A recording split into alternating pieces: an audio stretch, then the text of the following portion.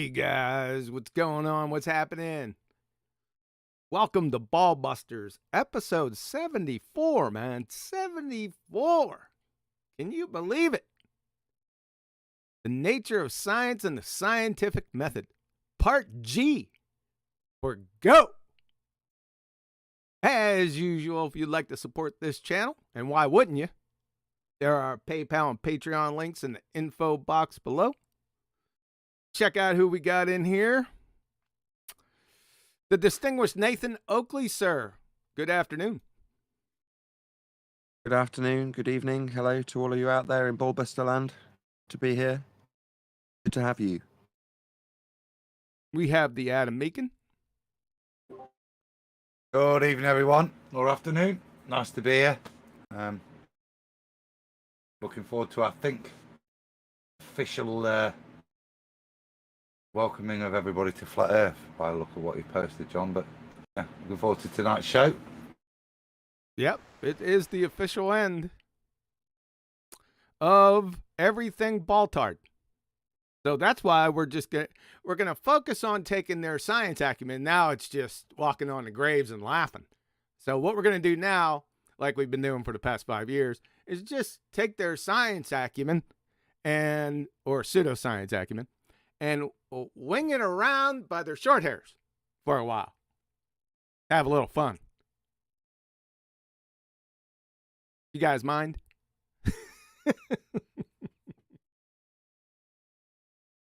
You guys are just too excited today. Arwen, a fellow ballbuster, what's going on? Yeah. Yeah, don't be too hasty about that conclusion about the ball and all that. Too hasty, it's over. Well, maybe on the really is level, but that doesn't mean it's over just yet. Yeah, on the really is level, it's over. Yes, it is. It has been over for quite a while, but it has. But I said officially. I designated the official end. But yes, you're correct. It has been over since the beginning. Yeah, but officially, it's really easy now. It's 3 easy steps. I thought I put those 3 easy steps out. Did I do that? Where'd you go?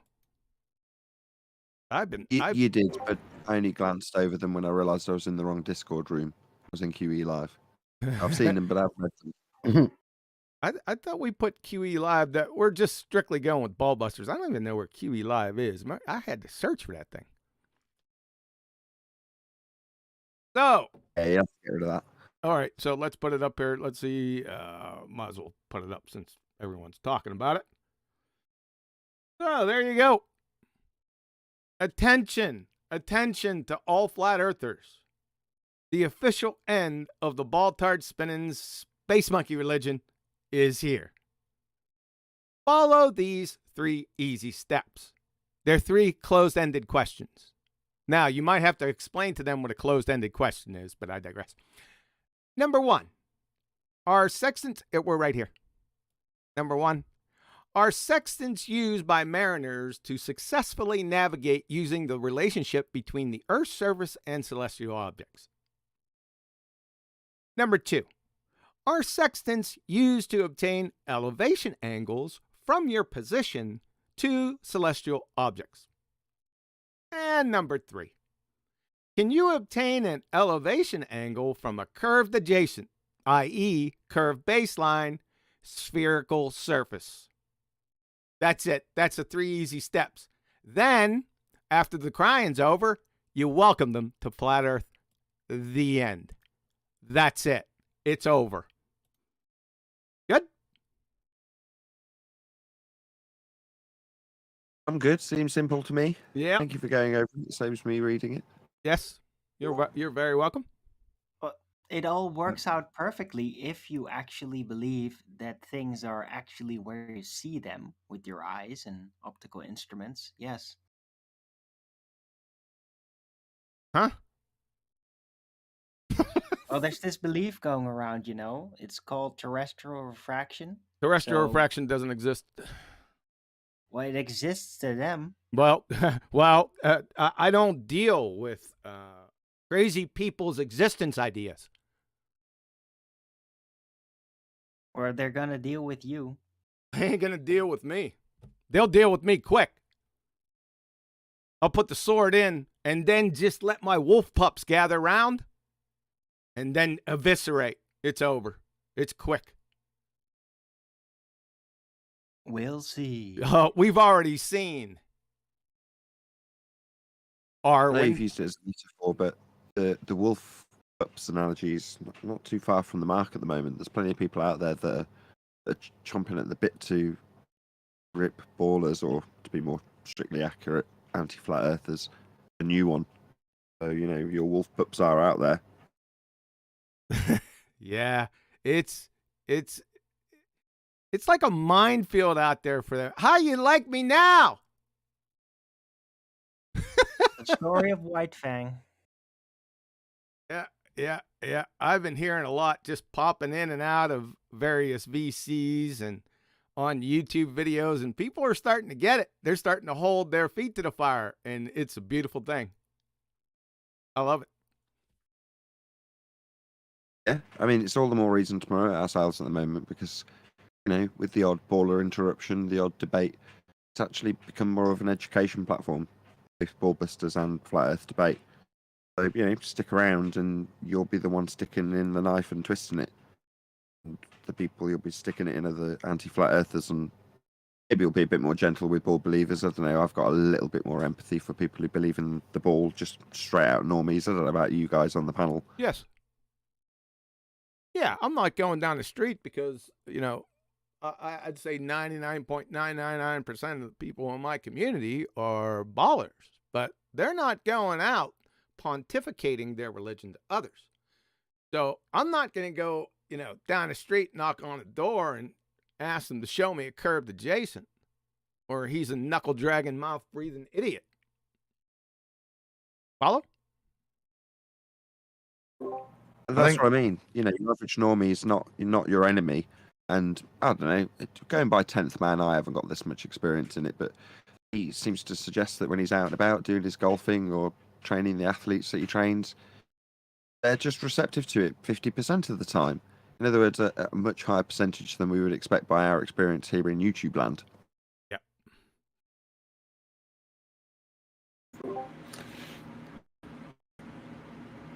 You said treating them different. I think engaging with them differently is what I would say.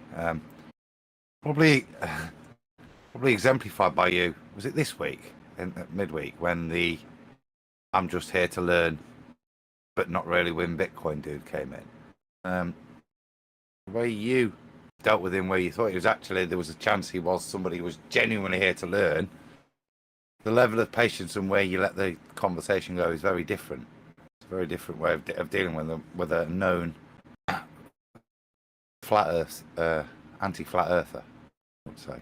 I think your chat this week showed that. I think all of us still do that, because dealing with an anti-flat earther is having to deal with somebody who's in cognitive pain, and he's there for one reason, and that's to try and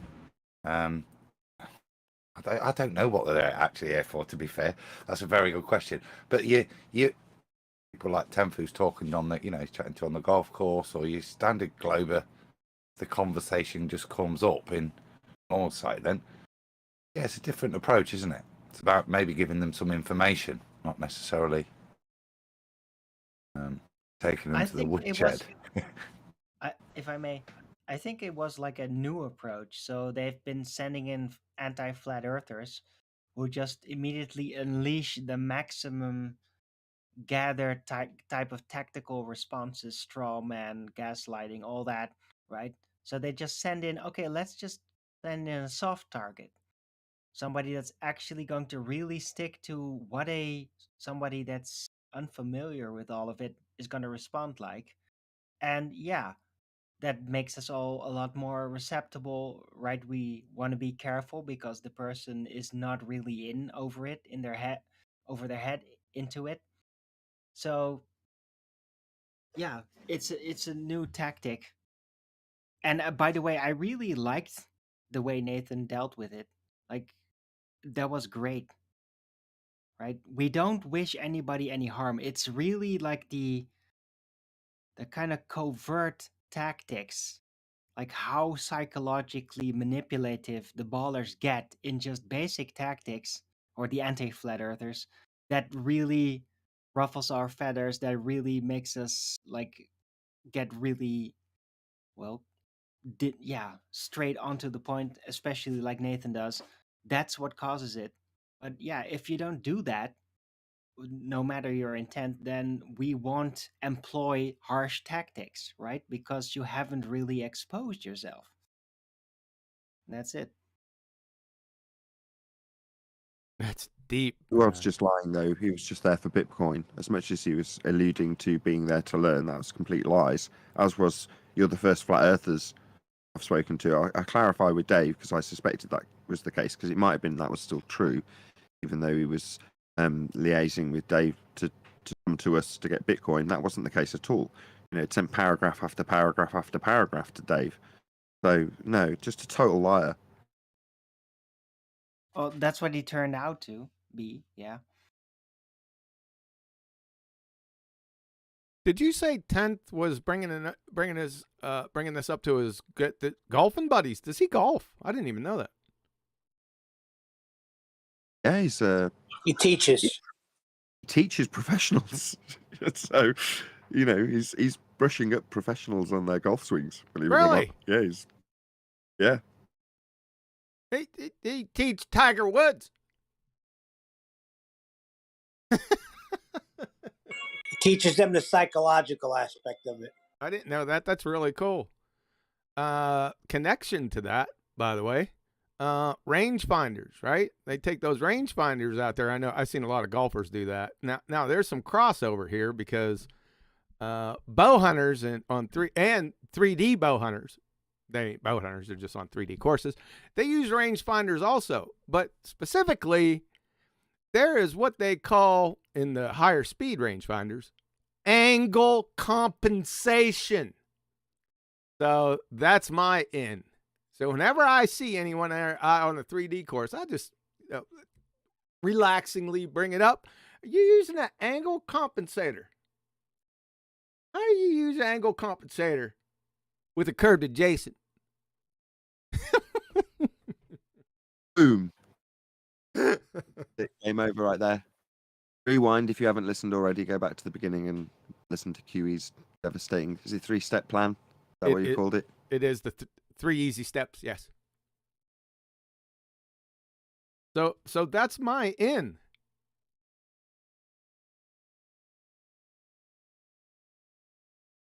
Well, I could be doing some of that. What do they call that? There's a name for that. You know what the people do out on the streets, and you know they tell everyone about flat Earth. What's the name of that? Flat Evangelize. Flat smacking. Yeah. Public flat Evangelize. smacking. Okay, I'm sorry, I'm getting talked over. Go ahead. We were giggling at Neil. I hate the terminology flat smacking. Then we shall not use it anymore.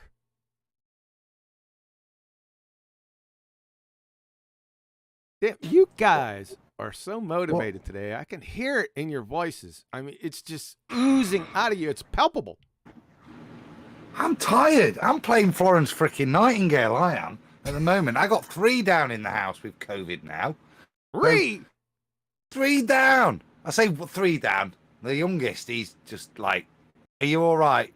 Yeah, would you want to come off your computer? Oh, no, I'm feeling a bit poorly still. So I think he's pretty much through it.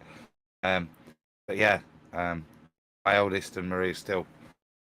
I made tea again tonight. I mean, it was simple. Scrambled egg, bacon, toast. But yeah, so excuse me if I'm a little deflated. I'm actually just having a rest for a bit, which is You are forgiven. my excuse. You are forgiven. That's not an excuse. I can understand that. I'll have a drink of wine then. Enthusiastic. I'll What? play Baldwin if you want to. But you No, don't, I so don't. won't. Can't be asked with that Exactly. doofus tonight. We're gonna have a nice chat. But what if we're getting rid of flat smacking then? Neil, what's it got to be replaced with? Not evangelism, surely. Oh, I hope Well- we evolve, excuse the word, beyond that. So in Flat Earth debate, I'm telling Neil, just, you'll emanate coolness. You'll be like the Fonz if you're cool with this. In other words, why is there any requirement to go out and deal with normies? If anything, when I say I've got a bit more empathy for them, it's because unless you're on that one-to-one level where you reasonably well acquainted with somebody, you've got to kind of make a judgment call whether you want to ruin their life in that regard or not. Because obviously everyone's got to find themselves on a journey once you've started telling them this. And in many ways, it's not reasonable, and they're easy targets. So I don't know. It's not something we've discussed before, at least not with me. I don't know if I agree with the whole flat smacking idea. I don't know if you should be out there ruining people's day. Now, if they find their way to our truth, if you want to call it that, then good for them, and let their journey be organic. But flat smacking is basically saying, I'm going to take the ability of this person to discover this beautiful information organically without necessarily any ridicule or arguments being the first step. Like, literally, it's in the title. It's flat smacking, right? But you're getting a big fat slap around the face with a wet fish of flat Earth. I don't know if that's pleasant. I don't know if you should be shoving that on people, but there we go. Rename it all you like. Go ahead. Well, we My should- bad if I'm Hold ruining on. misery. Hold on. I agree with Nathan. 1 second, because you put my name in there. I agree. When it comes our way, we deal with it. I don't go out into the highways and byways. If somebody has a question, yeah, then we get into it. Except my son, which is almost an everyday thing. But No, I did. I Hey. went all across Italy, doing exactly that, and loved every moment of it. I didn't. Right. So, how was that Italian jail? I don't know. You see, that was just the Italian policing, and a rather Stasi-like tackle, wasn't it? But anyway, but the point being, we didn't engage it. Nobody had to stop. Nobody had to take anything. I think there's a big difference between, like, we could have been handing Greenpeace stuff out, CND, Eat Vegan, whatever kind of street information, which is a way of disseminating stuff outside of the internet to make people aware of it. Nobody ever has to stop at a point like that.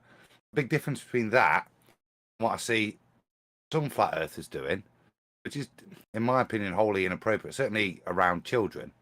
If you're outside schools, that's weird to me. You're actually going to a particular place. When I was doing it, we were there in public, saying we are here, and if people are interested, they could come to us. What we weren't doing is going to specific groups and directly. like NASA? Well, even if it's NASA, I'm thinking more like areas where you shouldn't be going, which is kids. I'm a flat earther, but I wouldn't want somebody rocking up at my kids' school gate shouting and screaming stuff. It's just inappropriate. So this. When has NASA globe smacked you? I got globe smacked as a kid by NASA.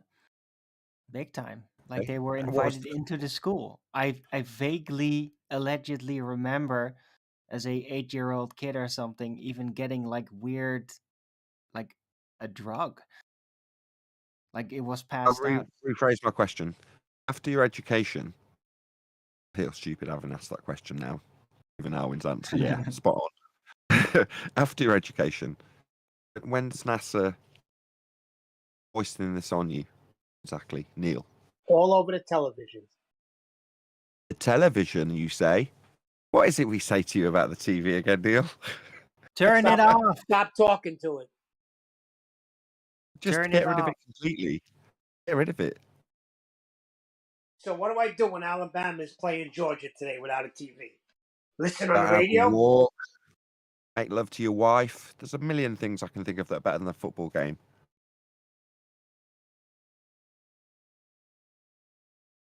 Maybe not a million. Watch the TV for that, Neil, is what I would say. What you don't have to watch it for is anything else. Commercials, the commercials, Adam. There'll be a million sphere, NASA. You'll Well, you've see got a point. shapes of Well- the earth all over. Well, you Hey, can pay to we have can- it just live you streamed can- without commercials if you want. You can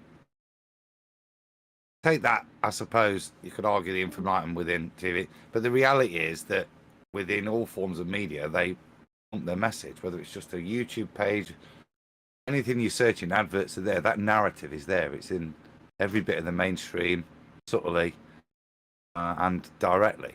I would say they are constantly trying to ball smack me all the time. Nonsense, like there's an asteroid coming this way, or we'll definitely make it to Mars if we can just master grown lettuce in space.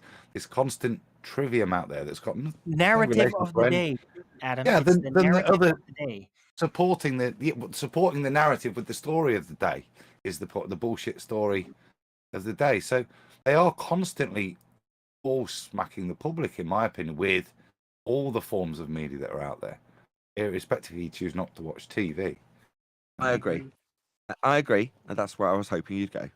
But Neil, you can, or for the most part, remove a lot of that from your life.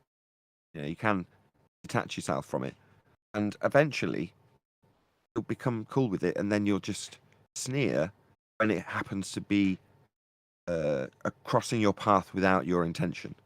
You know, whatever that is, a billboard, for example. You're on the bus and you go past something and go on.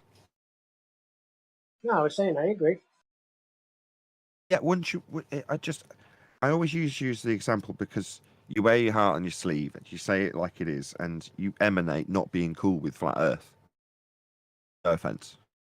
You know, I don't mean any offense by that, right? You're just my good example of somebody that's Where did that come struggling from? with it. Are you out of your mind? I'm on mute. Because I'll tell you why. Because when you tell us about how you deal with it with your son, and I'm glad that you do. No, I'd be very upset if you weren't sharing this with us, because it's very, very useful. Because it shows this audience right now that we care. We're here for you to support you through this tormenting time of flat Earth. No, it shows you what's going on out there in the world. Real I- situations, real things flat earthers deal with. That's what it shows. I bring it to the table for conversation, and I am getting the upper hand in this because I don't. He brings it up. Most of the time I ignore him. But this late, when I had the latest incident, I had to speak about it because he's now a hollow earther. So something's happening. There is a paradigm shift in his no. life. Oh no, not a freaking concaver. Oh my god. Pretty sure this is deja vu. We've heard this before. Like, we know he's gone the way of the. Go on. I was about to say, yeah, but Oren was probably shopping, wasn't he, when we had this chatting? The thing is, Neil, to summarise it, the point is, with not evangelising, because he's saying I'm not bringing it up to him. He knows there. The niggle's in the back of his mind. The ballworm has already gone through his ear, yeah? And he's eating away as he tries to analyse this stuff. He tries to rationalise it. Stuff that he wouldn't have bothered to do.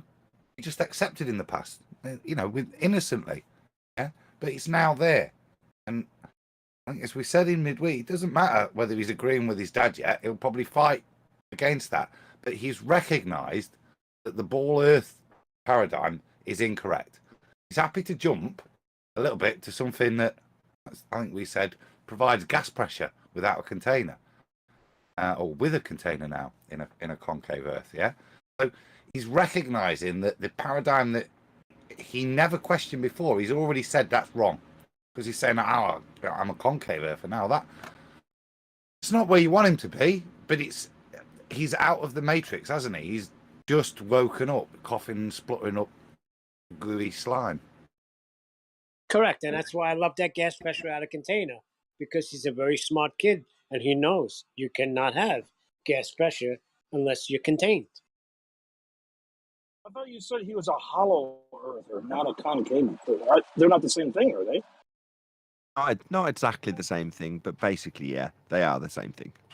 If you're a hollow earther, then you are a concave earther, but not by definition. If you're a concave earther, is it necessarily hollow? So, for example, the Lieu stuff, they were very much concave earth, but it wasn't hollow. It was still a squashy pizza disc.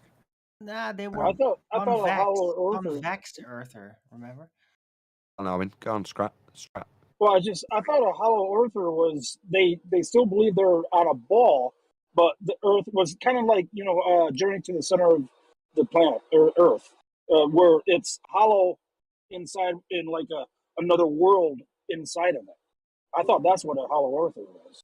No. Well, there's two types. There's that kind of Nazi hidden base analogy, a H.G. Wellsy type view, or there's the internal cosmology theory where all the stars are on the inside of the sphere. So the whole heavens is in that gap where your molten iron core should be. Yeah, so that's the two models as I grasp it. Hollow Earth is talked about by people like Bird, and it's basically concave. Gotcha. Thanks. You're not hollow in caves. You're hollow, and gravity, one of the in the Bohr definition, goes the other way on the underside of the crust. The stars are a projection in front of you in that hollow cavity, as I understood the hollow Earth theory. Everything's on the inside. It's not. There's an extra place for us to go. Regardless of cosmology. the model that's reified, I'm sorry to cut you off, Adam, because we'll get into the models and the reifications thereafter, which are kind of irrelevant. The point you were making, Adam, to bring us back on track, is that I've said this before. A concaver is considerably more on our side than a globe earther is, because a concaver recognizes that there's deception about the model in the first place. They're on a different model. Now, their model doesn't require an outer space, and therefore they're very much opposed to principles of heliocentrism because they've got a reverse of it, and it's very, very different. Very same and still even after that. We won't get into that. The point is that once those people are on that vibe, if you go back 5 years and look at the following that Stephen Christ had, right? He would go out of his way to show that Earthers up with how much he exposed mainstream lies. He'd be out there saying, look, I can expose this part of NASA and their lies and this part of the mainstream government and their lies, and therefore my concave is truth. Right, that would kind of be the vibe. But my point is that shows that, at least to a certain extent, they've recognised the deception in society, therefore considerably closer to us than a normie is. Now, if your son's at that particular place, and that's in line with what Adam's describing, somebody who's on the path to realising that there's deception. If he lands on some other reification, that's unfortunate, and a lot of us fall into that trap when we get here, because it's laid out with controlled narratives. The way you find your way to flat Earth is laced with all sorts of crap to help you fall over later down the line, and you start holding on to some of these things as truths that have come from controlled narratives. A concave is just another model, and it's grown into another narrative with another load of just so stories and pseudoscience. It's ultimately just yet another reification. Same as flat Earth, if you want to pigeonhole flat Earth as the people who believe in reifications of azimuthal equidistant projections as the territory, but the map isn't the territory. So, there's other flat Earthers that can be pigeonholed the same as I'm pigeonholing concavers. So, it's just a recognition. When I paralleled it originally, it was because of talking about the lack of need to fight against people like Bob Nodell. Admittedly, I've just trimmed out a video in opposition to his incoherent dielectric acceleration. I didn't trim out my disclaimer at the end of all of it, which is saying I've hammed up the sort of us against you bit, really over dramatized it to make the point that it's over egging the pudding. There's no need for this. I'll overdo it to draw a point. Do you know what I mean? But there's no need for us to fight amongst ourselves when someone like, in this example, Bob Nodell or a concaver or your son aren't actually that far away from us in terms of what their viewpoints on the world are. And then you consider that the majority of the Western world, they actually think they're on a heliocentric sphere exactly as disseminated to them by NASA as kids and thereafter in the advertising or whatever it is you want to use. So, pick your battles, in my opinion. Maybe QE will say no, war is needed. Who knows? We'll see. Negative. I 100% agree with everything you said. No need.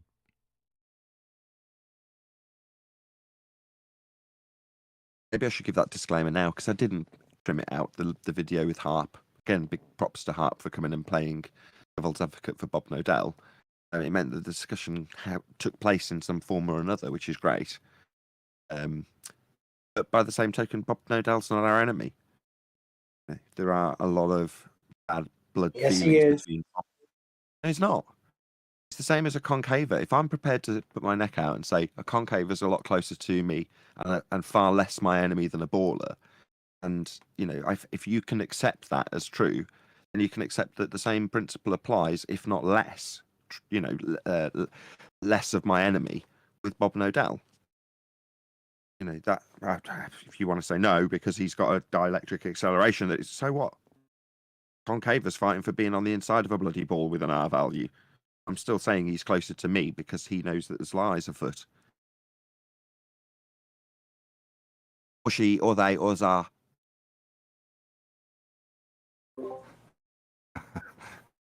I was going to use. I'm quite happily sat in an ocean where I don't know where I'm at on a life raft. Yeah, and there's people like we use Bob Nodell there, and they're clinging on to that life raft. I don't feel they're as stable as me on there. They've not got as good a position, yeah, whatever, but they're safe, yeah. Concave earthers, similar thing. They might be scrabbling a bit more, just holding on, floating a little bit in the water still, yeah, but they're there. They've realised that point. Do I waste my time trying to get them to scrabble on the exact same deck as me?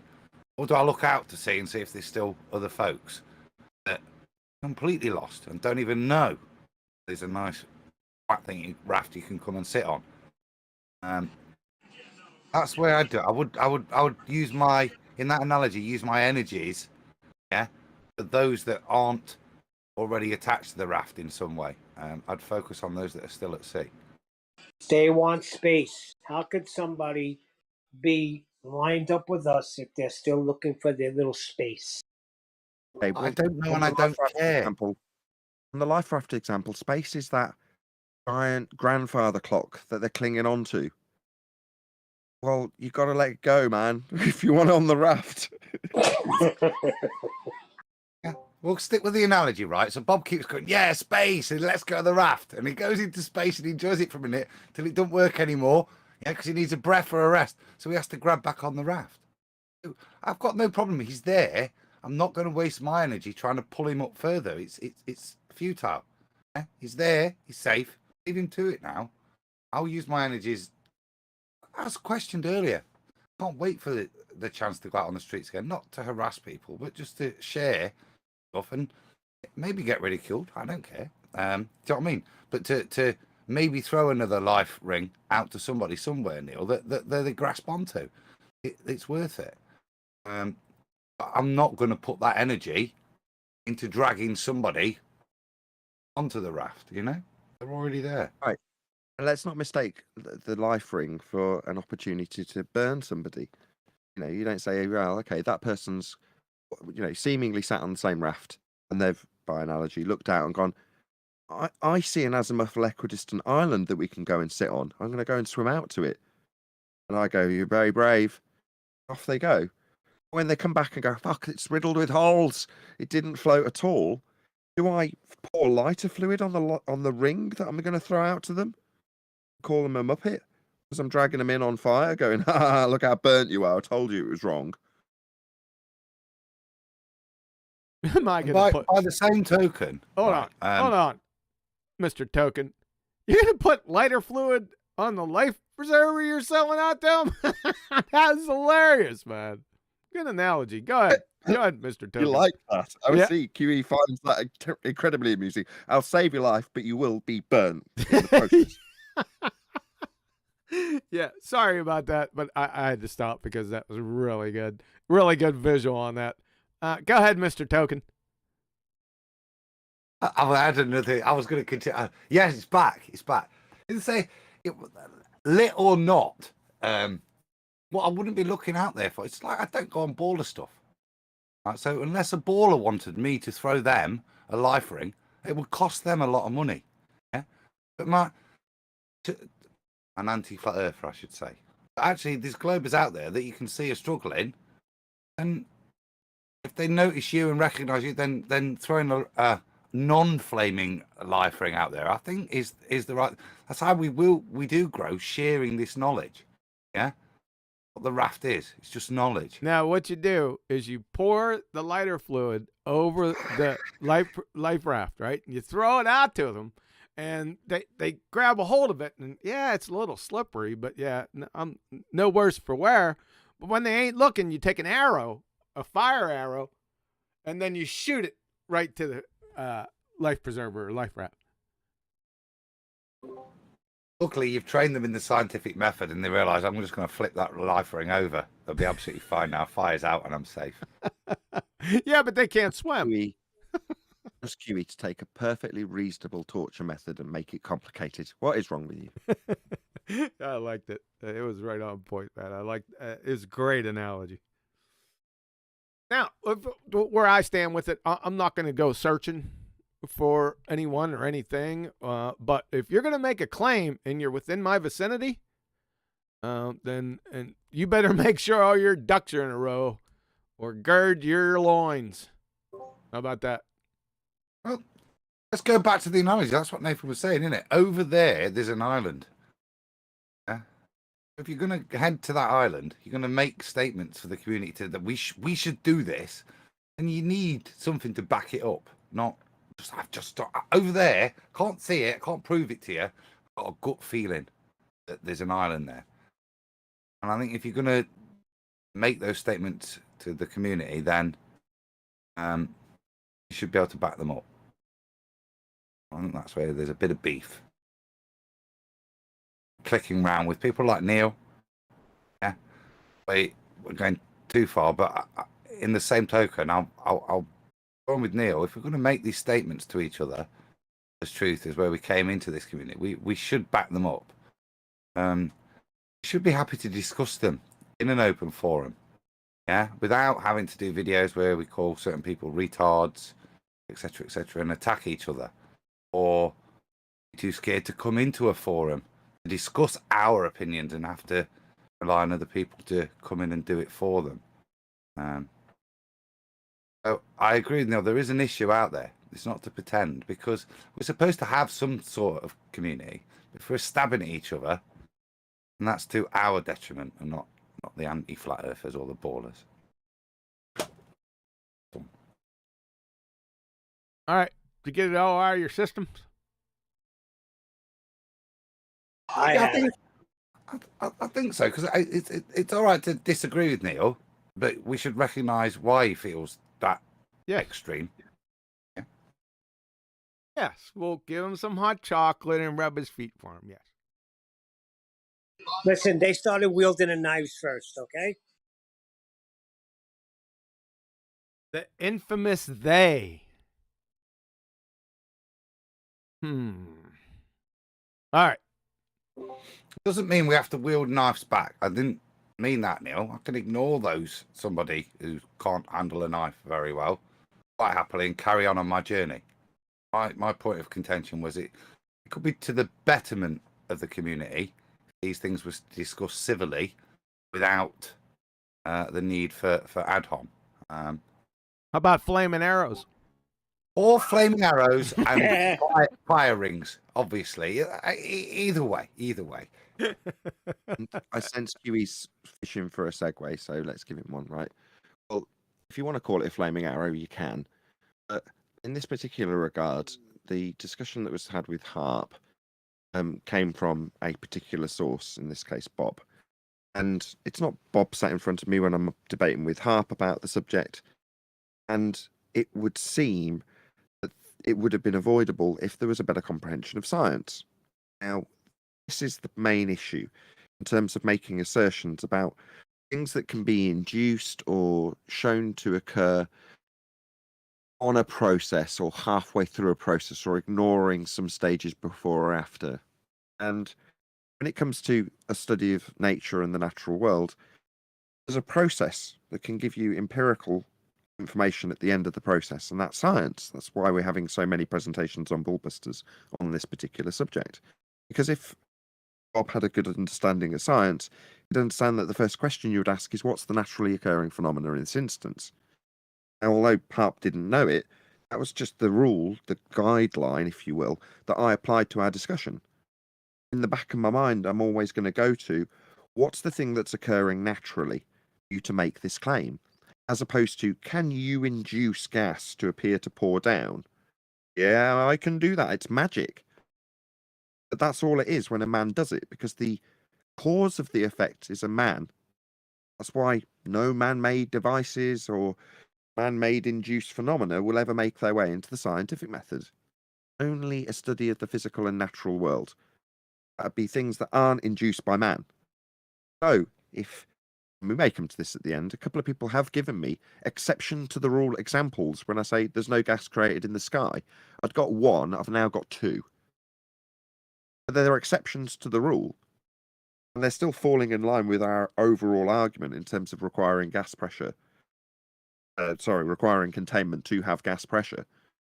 In other words, they're part of a system in the examples that have been given me so far. And yeah, there are exceptions to the rule.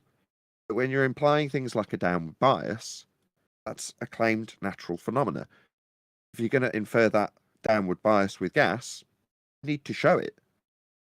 Now, to the best of the exceptions of the rule, gas isn't going down, go boom, boom. Doing the opposite, in fact.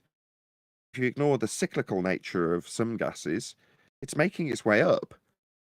In the case of the water cycle, it's a great one because you can show the cycle with a phase change. In other words, the gas never comes back down again. It's down as liquid water. You've got gas going up from the ground level. Very easy example to show to people. Yep. Oh, by the way, thank you, QE. QE, I mentioned this on the show, I just didn't name you. After the discussion, QE was like, clouds aren't gas, what are you talking about? Like, yeah, I know, but they're just an easy, quick segue, quick and dirty way of not having to go through the full process of describing water vaporization and gas going up and then going to that phase change before coming back down as water. You just say, look at a cloud, is that gas going down, go boom, boom, or what? Quick and dirty. Anyway, back to my original point to segue QE, and it's been a long segue. Right. Good understanding of science will lead you to ask that question. What's the natural phenomena that's occurring? Where does it occur in nature? Where are we seeing it? And once you can establish something's occurring in nature, you can say, what causes that? Now, in the case of incoherent dielectric acceleration, they're putting the cart before the horse. Because they're saying, we have got a downward bias. All right, where do we see that? Some things go up, some things go down, some things remain neutral. Don't have a bias down, unfortunately. And after that assumption, you're then explaining it away with incoherent dielectric acceleration. Well, I'm going to want to see a phenomena first. Unfortunately, if you're not aware of that process, you'll go to your pile of tricks, pour gas out of cups after inducing a disequilibrium, bringing them in containment, defying the entropy that would take place if they were in a wheelbarrow, But no natural phenomena is occurring in these examples that I'm being given to claim that gas go down, go boom, boom from our own side. It's a sad day in my view. Flat Earthers claiming gas go down, go boom, boom. Go splash, splash, right, QE? Yeah, you forgot the last one. Splash, splash. Go splash, splash. Right. Form puddle. I say form puddles. It's normally because I lead into the next question and I don't want to give it away. They're forming puddles. Anyway, good understanding of why questions are asked in regards to science. First one being, have we got a naturally occurring phenomena? If so, what's occurring? would mean we didn't have this issue. We wouldn't have people claiming it with man-made induced effects. There we go. Hopefully that's a segue that's good enough to roll on the science presentation. What is it, Jay? One quick question. Uh-oh. Sorry. Two gases produced in the air. What are they? Just a curiosity point. Say again? I don't want to. I don't want to tell you that. I'm not going to tell you that on air. Okay, text it me over. It's just the two, if you could. Hey, I'll send it you over Skype. If I say it on air, yeah, just be some dick that comes along that uses it against me. Kudos. One of them was a member that told me. Another one was actually an anti-flat earther, and that actually did get debated on air. I'm not going to give him weapons. Why would I? Into Skype, help me out. It's wrecking my head. One I'm not sure about. I haven't done any research. I just asked QE. I just sent. Did you get that message, by the way, Kiwi? Yeah, I did. And I Next answered up. that message. You can take that one off the list. It's not created. Just change form. No gas is produced in the Atmo. What's wrecking What my about head? Somebody said that there was a gas produced from lightning. That was the only other one. I can't Yeah, remember what the gas was. yeah, on. that's right. yeah, that's Hold on. I'm getting bad echoes, man. Is that you, Adam? It Be me. could have been for a second. Yeah. So you were saying gas is produced by lightning. You're talking about nitrogen being converted by lightning. There's no gas produced. It already was a gas. The beauty of quantum erasure. Yeah, it'll break. That lightning will bust up that triple bond, right, and convert it to other products. But yeah, that's not created. It was already there. Yeah, but that, at best, that's going to create next to nothing that just goes back into the cycle, the Yeah. nitrogen cycle. Nitrogen's It's not actually creating any. It requires lightning for a start and random events to produce an indeterminate amount, which, like I said, just fits back into the nitrogen cycle. You might be able to bastardize it and say, "Oh yeah, we've produced ammonia or something at the point of light." You know what I mean? But it's forcing the issue. It's not really part of any cycle, is it? It's a random event that generates something at times. It was a bit weird to me. Ozone the same way, not with lightning, but so there are no gases produced in the atmo. None. All the gases are produced at or near surface. Period. End of Ozone's story. produced at sea level. That's the question, isn't it? As to how it gets up there to protect you from UV rays. Exactly. Apparently. Yeah. But And they're both at sea level. That's why I'm saying, what was this? Have we got one? And to be ironic, the UV protection offered by ozone is converted. O2 is converted to ozone by solar radiation. So it's a nice little twist on things. Yeah, it's cleavage, isn't it, of the covalent bond by Cleavage. the UV ray. That's what I'm talking about.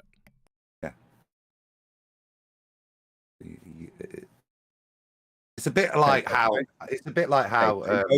your body. Now you know, Adam. Just to round that out. Now you know, and you even said that you gave the disclaimers as soon as you heard both. You're like, "All right, so you could bastardize this into gas go down, go boom, boom." Right? Yeah, you could, and they do, and they probably will continue to, because they're the only minor examples I've heard so far. There are no Yeah, they're not examples. good. No, Didn't they're say not there was- examples, is the point. So if they come, bellying up to the bar, the cowboy, up, they're going to get their asses handed to them. Quick. Okay, well, the member who said ozone, well, hopefully you're watching this. Got past the QE test. He said he works with ozone. I'm like, okay, fair enough. Also, before we get going on this, I want to do something before I forget. I want to shout out a fine person with the initials BA. BA. I'm not going to give out your name because I think you don't want your name out. So, BA, you know who I'm talking about, right? Yeah, I'm talking to you. Thank you very much. You couldn't have timed that any more perfectly if you tried. So, shout out to BA. Thank you very much. I won't forget it. Was All it right. B.A. Baracus? We ready? Mr. T? To the fool. Alrighty then. Like I said, like I prefaced this before, the flat earth debate is officially over unless they can show a curved adjacent. Now we're just going to laugh and dance on the graves a little bit and whip their science acumen, or pseudoscience acumen, as it were, around by the short hairs, have a little fun, if you don't mind. So, you will hear this by a few of those numpties that are wiki learned. You'll hear natural experiments, observational studies, and field studies, and they'll try to shoehorn them in with some soap into the scientific method. Don't let them do that, and I'm going to show you why right now. So let's start off with natural experiments. From their alma mater wiki, Natural experiments are a different type of quasi-experimental design. Uh-oh, what's that word quasi mean? That's what you should say to yourself. Used by researchers, it differs from person by treatment in a way that there is not a variable that is being manipulated by the experimenter. That should send off alarm bells. If you've been around this for like 3 seconds in the past 5 years, you already know right now that that statement right there should tell you the definition of that word right there, right? Quasi, seemingly, apparently, but not really. Not on the really is level. Synonym quasi, pseudo, that's not real, or genuine, sham, spurious. Yeah, that's why. This is even funnier. From Craig P., using natural experiments to evaluate population health interventions, New Medical Research Council guidance, the Journal of Epidemiology and Community Health. So, the term natural experiment lacks an exact definition. Uh-oh. And many variants are found in the literature. This is just, that's fertile ground for equivocation fallacies. They could just make stuff up. The common thread in most is that the exposure to the event or intervention of interest has not been manipulated by the researcher. There you go. It says it again. Said it up there a little while ago. See? Yeah. Little echo, right? So we all know what's going on here, right? No viable independent variables. That's no experiment. So they call it an experiment. Experiment's in the word, but it's not an experiment. Go figure. Let's finish this up. Outside of an RCT, that's a randomized controlled trial, it is rare for variation in exposure to an intervention to be random. So special care is needed in the design, reporting, and interpretation of evidence from natural experimental studies. And causal inferences must be drawn with care. Natural experimental studies are more susceptible to bias and confounding. Natural experimental studies are often recommended as a way of understanding the impact of population-level policies on health outcomes or health inequalities. There are important areas of public health policy, such as suicide prevention, air pollution control, public smoking bans, and alcohol taxation, where natural experimental studies have already contributed a convincing body of evidence. Hoorah! Is suicide prevention, air pollution control, and public smoking bans, and alcohol taxation friggin' physics, chemistry, biochemistry, or biology? Yeah, you wouldn't think so, would you? Let's move on. That one's dead. This is pretty funny. From Hinkelman, Klaus, and Kempthorne. Design and Analysis of Experiments, Volume 1, Introduction to Experimental Design. Observational studies are not scientific experiments. Boy, they just come right out of the gate and just tell you. Right? There you go. I don't need to go any further, but I will. Observational studies are not experiments by definition. Observational studies lack the manipulation required for Baconian experiments. That's over. In addition, observational studies, that is, in biological or social systems, often involve variables that are difficult to quantify or control. Observational studies are limited because they lack the statistical properties of randomized experiments. As soon as you see this word right here, statistical, you are not in natural science. That's a dead giveaway right there. If you didn't get it up here, you'd have to be blind, melon, chitlin not to, or suffer from textual pareidolia. If you do, then statistical should just seal that coffin shut. I digress. Statistical properties of randomized experiments. In a randomized experiment, the method of randomization specified in the experimental protocol guides the statistical analysis, there you go again, probability or likelihood, which is usually specified also by the experimental protocol. So this is train wreck. It's a dumpster fire. So observational studies, it just tells you right in the name, right? You're only observing something. You're not manipulating anything, so it's not science or has anything to do with the scientific method. Field studies are just the same way. They're not experiments either. From their alma mater wiki. However, like natural experiments, which we just said were quasi-experiments, field experiments suffer from the possibility of contamination. Experimental conditions can be controlled with more precision and certainty in a lab. Yet some phenomena, that is, voter turnout in an election. What the heck? cannot be easily studied in a laboratory. So, voter turnout is physics. Eh? Morons. By the way, you'd fail 5th grade general science. Thanks. Regards. We can stop right there. Let's get a little thing going with these natural experiments, field experiments, and observational studies. See if you guys have any experience with that.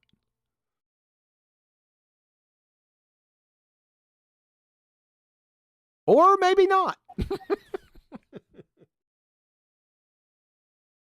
was waiting for Adam. Oh,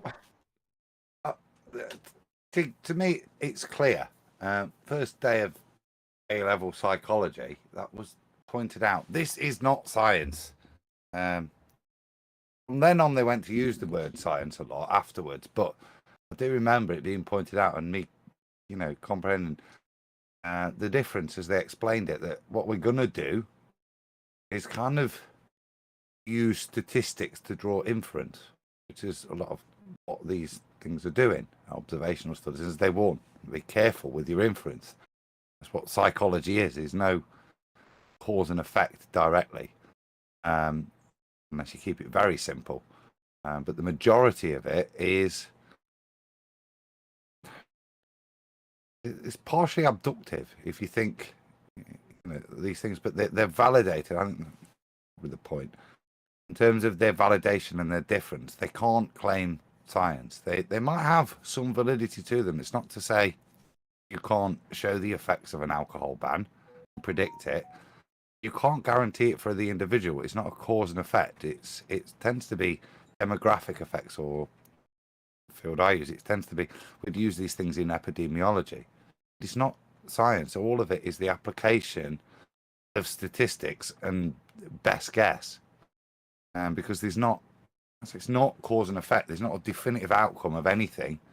And you're dealing with and this is probably the point with regards to natural experiments. You're dealing with, you're not in a lab, you're dealing with reality. And if you're not going to isolate those control variables, so the only thing that's at play is what you're testing, then you have to concede the point that it isn't science.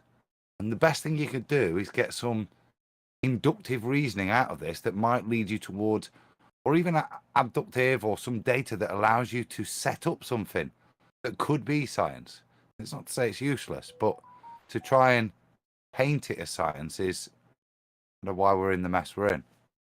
That's what they do. I'll finish there. And to follow on from that, in Huey's descriptions, or one of his quotes, I think it was, he used the word variables. Again, having a good understanding of it and seeing that they're drawing correlations from lots of different things at once, gathering lots of statistics.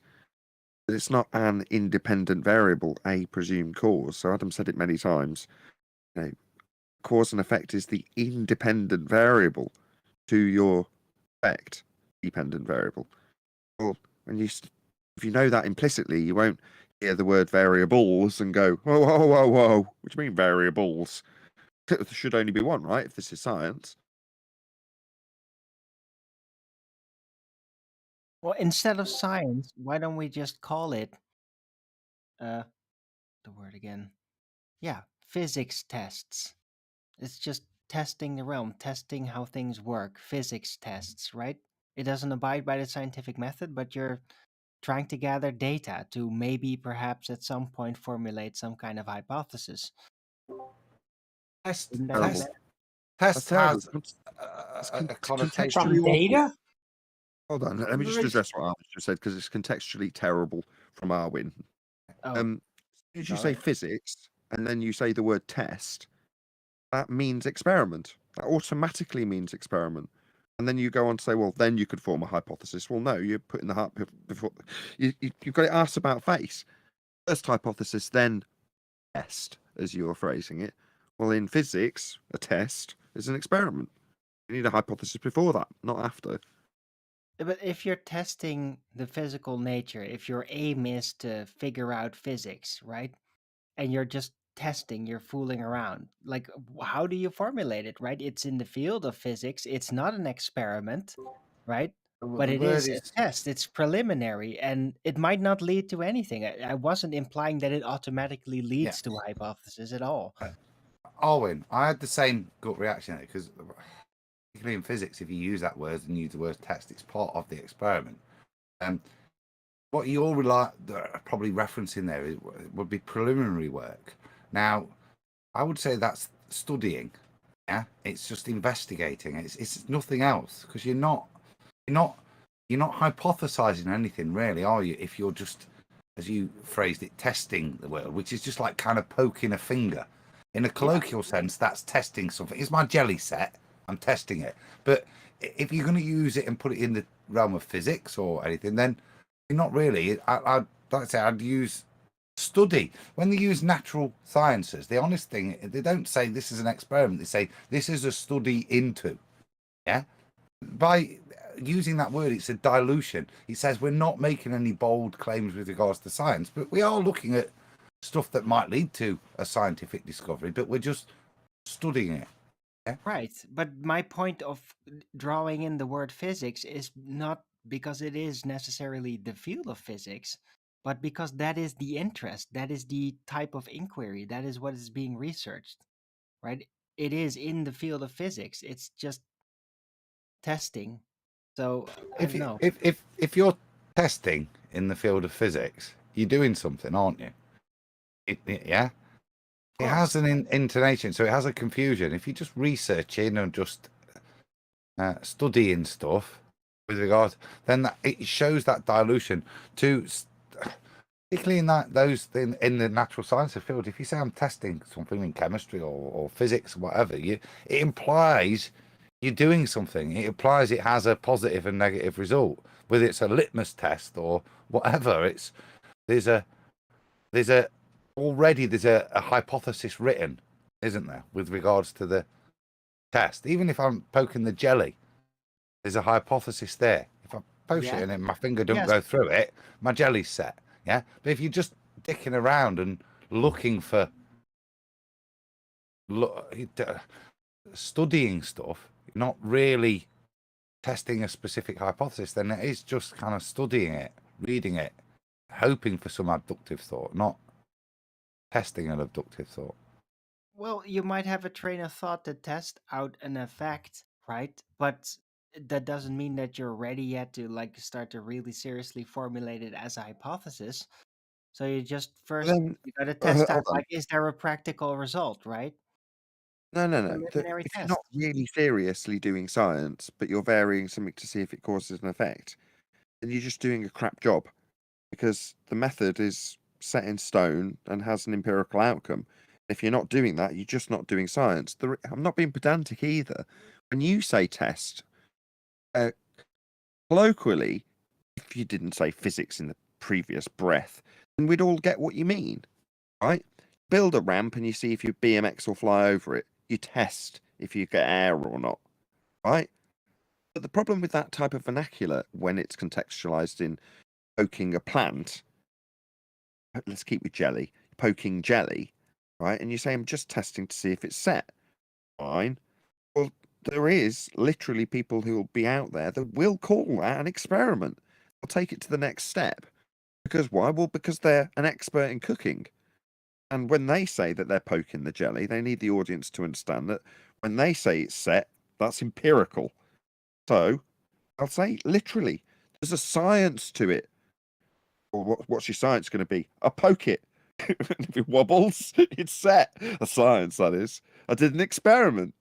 So that's why I'm not being pedantic. It's important that when you say test, you have to have it completely devoid of any context in science, because that does mean experiment. And you do mean experiment because you're saying, I see something happening, I kind of, well, I'll have a little fiddle around with something and see if it causes it. Well, that's just a half-ass attempt at an experiment.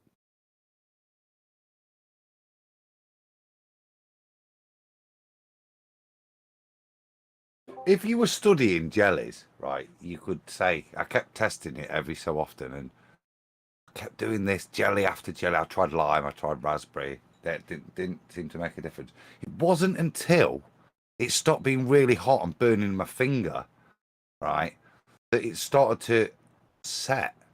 But then I did an experiment with regard to temperature. I've got to stop you, Adam. I'm really sorry. After my disclaimers earlier about saying the reason Bob Nodell's in the situation he's in, his flying monkeys getting ripped a new one by me, is because he doesn't have a basic premise of the first principle of science, which is what's your natural phenomena. You're going to start saying I'm studying the jelly. I thought it's all right. He'll go to slug slime or something soon. No, you're adding lime. You're definitely using gelatin. I noticed there was no difference, very little difference between raspberry and lime flavors. What I did start to notice that there appeared to be an effect in the formation of a gel matrix within things at certain temperatures. Yeah, so there's a cause and effect that I could study within that. Yeah, but actually, in any colloquial use, if we was to use the term jellies and test, it is not a test. And the point I want to make is tests are useful early on. They're useful sometimes before you've even got to the hypothesis stage, because they're part of your research and your understanding. Yeah, that's how sometimes people will. That's why I say it's a downgrading. It's not being insulting, but it's to put it where it is in the process of the scientific method. Stuff like that, if you're going to label it as test, which I hope we recognise you're studying, it's just part of your learning to get to that abductive thought at this stage. You're kind of big into what you've done. This sits squarely in technology. If you want to study the molecular structure of gelatin upon setting at a certain temperature, wow, does that not sound like science? Well, no, it's not. That's technology, believe it or not. That's not science. There's no naturally occurring phenomena. Now, if at some stage Adam did take it to slug slime and how it sets, then that would have been different. And maybe he can translate it after the fact if he wants to. But this is technology. But if you're an expert in the lattice structure of a solid known as jelly and made, then that's your technology that you're disseminating when you talk about it, not your science. I will qualify that because that's where you have to take it back to make it natural science. But that's where the pharmaceutical science of jellies and gels comes from. We didn't just go, oh, let's invent this imaginary wobbly thing, particularly pharmaceutically. The slug slime and that has amazing other micellular capabilities to hold other stuff. It's amazing stuff. So it like with all medicine, it comes from nature. It's not a formulation thing. There's living All is Pokeball well jellies again. in Thank you, nature. Adam. There's livable Pokeball jellies in nature. I've seen them myself and poked them. Relax now. I can feel the tenseness slipping away. Thank you so much, Adam. I forget. Well, yeah, it's hard when you're in the analogy of a raspberry jelly to make sure you refer it back to natural science. So, yeah, apologies, but thanks for dragging me there. But the point being, to get us, Owen, it's layers, mate. And this was the point. If you're going to go and use, I'm talking in the field of physics, then use the word test in the correct context because it has implication, just as it does, let's say, when you're testing a jelly. And I think it's part of the mugging off. Nathan says, I'm doing science, I'm testing this. Yeah, people think that's now science. Wasn't, was it? So is physics then automatically implied to be science at all times? Is that it? Yeah. All right. Yeah, physics is a study of the physical and natural world. Well, this is a good bit. This is why physics is science, isn't it? And chemistry is a subset of physics. Biology is a subset of physics, and physics as we kind of understand it, is a subset of physics. All of those natural sciences do sit under. I'm a bit retarded here, but those three sit under the subset of physics. Correct. That makes sense. Yes. Yeah. Doesn't have to make All right, sense. I You are understand correct. The issue. I understand the objections then in that case. Was Physics thinking is colloquially. the queen of the natural sciences. So everything Alright. falls underneath it.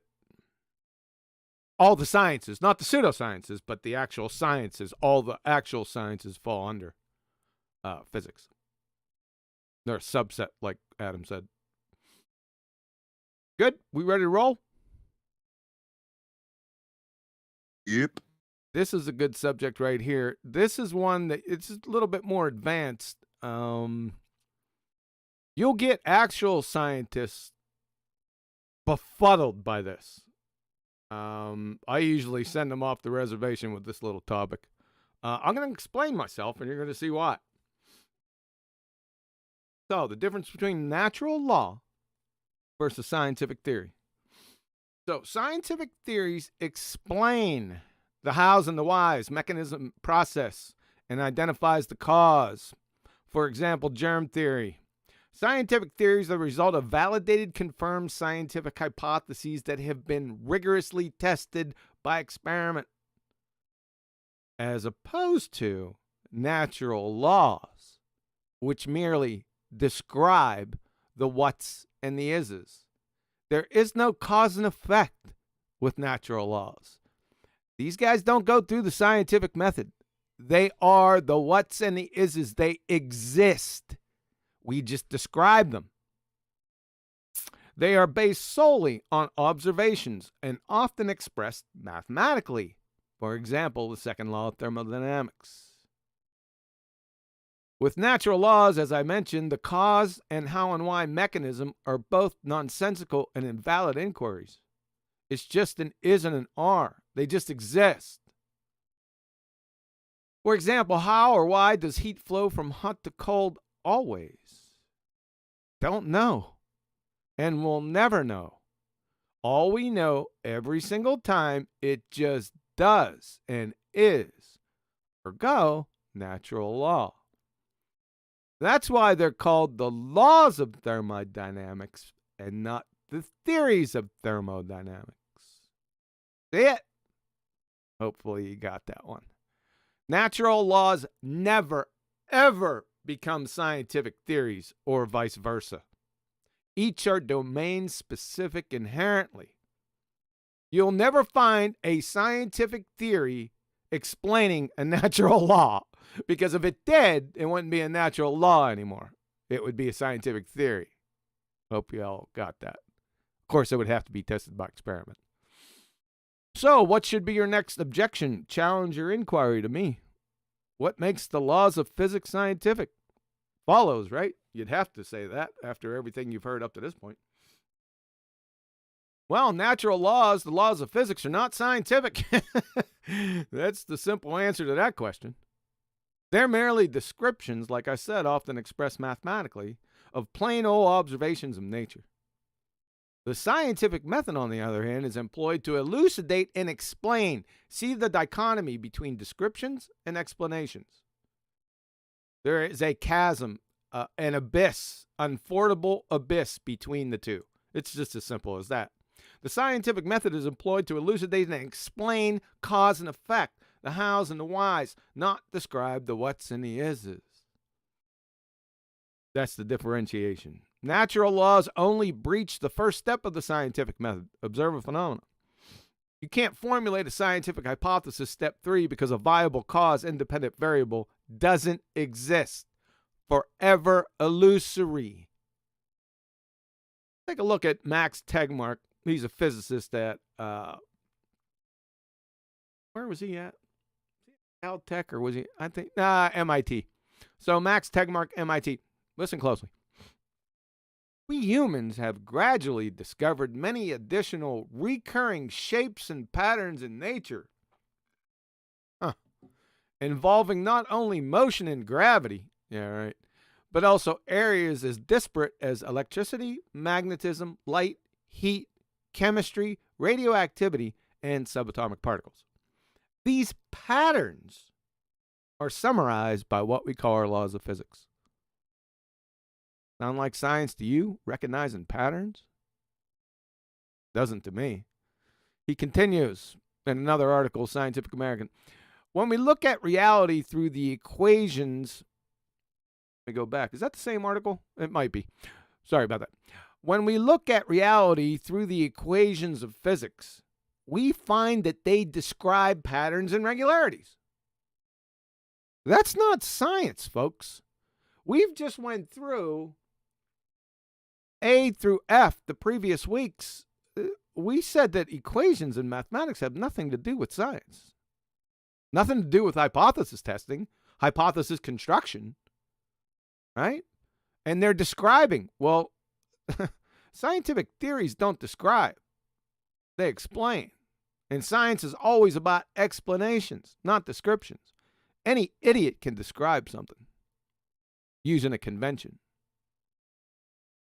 right? So that's all this is. Therefore, the laws of physics are mathematical, i.e. descriptions of mere observations of the laws of nature. That's it. That's all they are. But wait a second. My son is a video game master champion. He can readily recognize and describe the recurring patterns and regularities present in the game, all the while being absolutely clueless about the underlying architecture, software of the game. But he intuitively knows that patterns and regularities in the game are not the cause of the game. Get it? And is my 10-year-old son, make that 15-year-old, I got to change that. And is my 15-year-old son a scientist? Because I wrote this 5 years ago. I'd think not. Number 2, how can the laws of physics, descriptions of patterns and regularities in nature via equations, like I said before, have anything whatsoever to do with the scientific method science when the scientific method is solely based on hypothesis testing, which is only employed to explain cause and effect relationships, the hows and the whys. See? See how it doesn't make sense? There's a paradox. And like I said, it all boils down to this. 2 itty-bitty words. Describing and explanations. Describing focuses solely on the what's and the is's, the existence. That's it. Explanations, on the other hand, focus solely on the hows and the whys. Different game here. Completely different game. An unfordable abyss between the two. That's how simple it is. Like I said, there's kind of a big difference between describing something and explaining cause and effect. Like actual hypothesis testing, experiments. Watching heat flow from hot to cold or gases flow from high pressure to low pressure isn't an experiment. It's merely observing a phenomenon. Have the laws of motion ever caused a single billiard ball to move across a table? Even though they're debunked. This story begins and ends at the first step of the scientific method. Is that science? Nope. But we can predict. Wow, here he comes to save the day. So after observing heat flow from hot to cold a few billion times, that's the second law of thermodynamics, by the way, without fail, you scientifically predict, genuflect, that if I set my scalding hot cup of coffee down on the table for 20 minutes, it's going to get cooler. Wow, a seer. Thanks, Captain Obvious. You must be a scientist. A complete moron at the beginning of time could have reached the same conclusion in a coma. Basket weaving is more scientific than scientific laws. This is a misnomer anyway. They just throw the term scientific in front of the word law by mere fiat without any warrant whatsoever. It's a turkey squirrel scenario. Then what do? Well, since heat flows from hot to cold always, describe it using equations, then pronounce from the rooftops, this is scientific law. I.e. science, genuflect again. This is second grade slick. It greases the skids for the propaganda efforts with Joe Coffey and Betty Breadmaker, the masses of the scientific illiterate public, to now put the term scientific in front of just about anything for veracity and validation. Evolution, big bangs, multiverses, black holes, gravy waves, dark matter, spinning balls, ether. See the game? Hopefully you do. In conclusion, File 13 the term scientific with law as a belly laugher. It's incoherent. It doesn't fit. What they are simply natural laws. Questions, comments? Oh, definitely. I've got a lot to say on this. This for me was a critical moment. I hope you trim this section out. Put it as a separate bit, not a numpty clip, but similar. Because what you've described, the greasing the skids, pseudoscience. So when you ask the question, well, does that sound like science when you've made a description of something? Comparable to a video game, the description not being the reason the video game exists, the cause of the video game. Well, where else does that occur? Well, it happens throughout the pseudoscience assertions of heliocentrism. That's where it occurs. People saying the word science, using the word test when talking about physics. No reaction from Arwen. Jolly good, I'll carry on. So, using the word hypothesis or theory when making up a story. Well, you've got to have a justification for doing that. This is published in Scientific American. And what QE has just gone through is the whys and wherefores and hows of the scientific swindle. So, you've got a description of something that occurs always. We call them natural laws. You describe hot going to cold, high pressure to low pressure. You describe it beautifully and eloquently. You give all the mathematics for how you quantify that description. What it doesn't do is explain it. Now, that description, true as it may be, if it has the banner of science above the door, it opens that same door to false stories that are merely descriptions, that do not explain cause. They might not even be an effect, just a description of an effect. For example, gravity. You can conjure your description into what will be labelled science. And the justification is, well, science is the description like in these scientific laws. Hot going to cold. That's science. No, it isn't. But that gives them a justification to swindle you with other descriptions and call them science. Because the scientific laws are science, aren't they?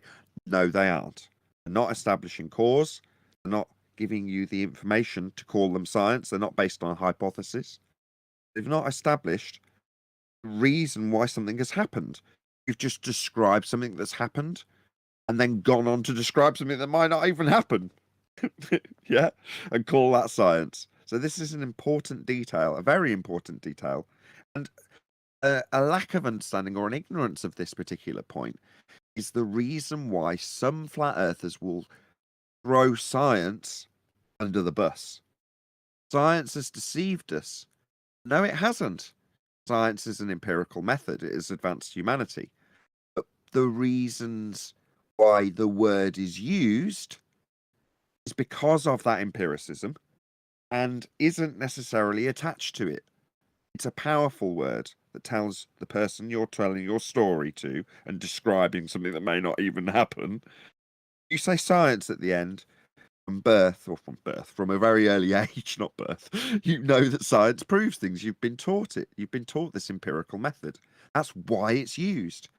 Don't throw the baby out with the bathwater. Just because people have used the word of science to swindle you doesn't mean that science is a lie or that science has been lying to you. Pseudoscience has been lying to you, and they grease the skids by calling the laws of nature scientific laws. I'm done.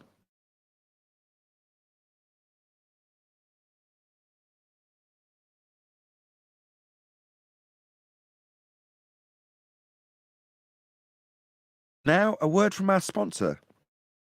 Marshall amps are great anywhere with their Bluetooth connectivity.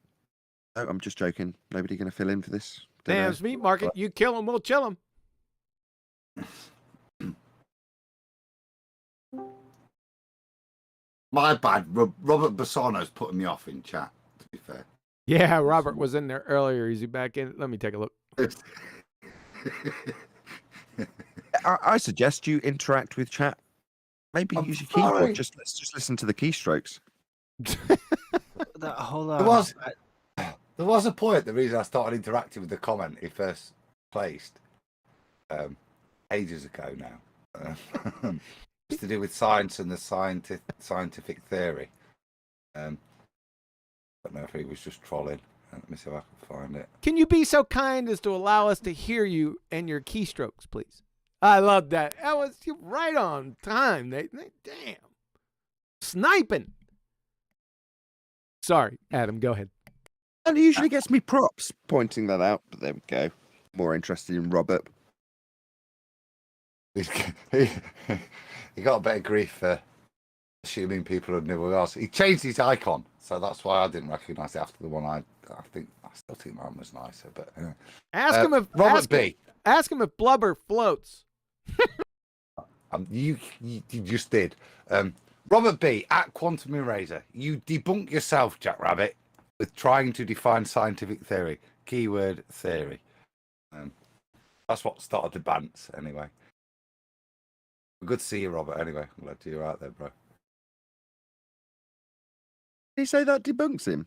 Theory comes after experiment. That's what well, that was my response. Yeah. So I'll read the responses. Where are we? Oh, God.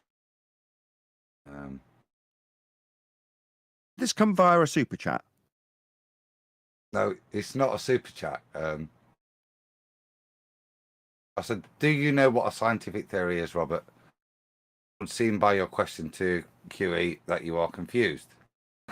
He said, at the Adam Meekin, this is Robert Bassano from Planete Veritas. Know who you are talking to before you comment. Pisco. So I think it is. I just called him out earlier, but it is. I think it is Robert. Oh, he's angry now. Oh, it is. Look, you should know. You closet freak.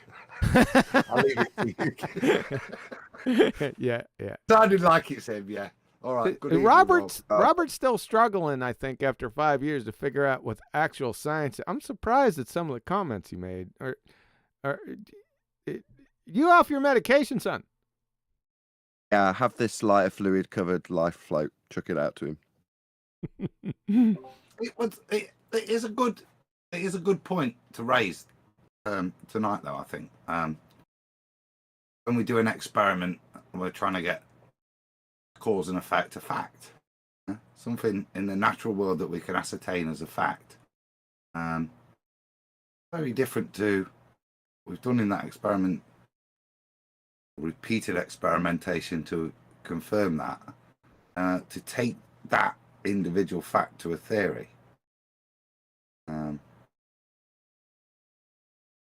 That seems the point of confusion here.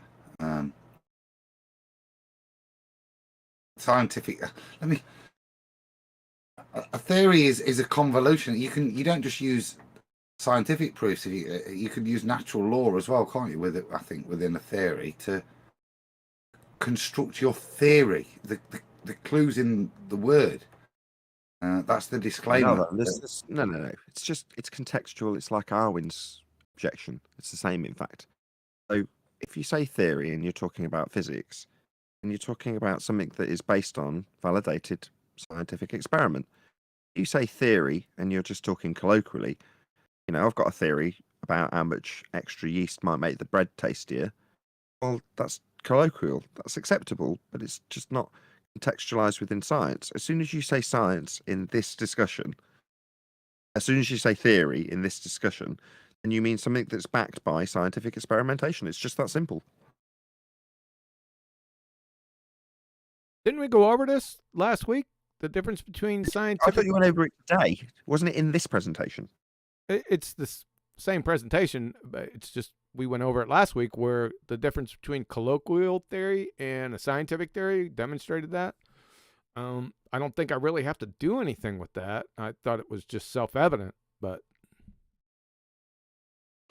I think, even for me, the point of conjecture within a theory is the description it uses those scientific facts, which are validated, to get people to accept the theory. That's where you would have an issue with it. You're not going to have an issue with an experiment that sets up a fact a truth, but a theory is a construct of those things. Sleeping Warrior. Now you got me doing it. Sleeping Warrior. Listen to this. Why is Newton's theory of gravitation? You can stop right there. Newton never proposed a scientific theory in his life. Newton proposed a universal law, right on topic, of gravitation. It's not a theory. Follow? You should already know this, man. Come on.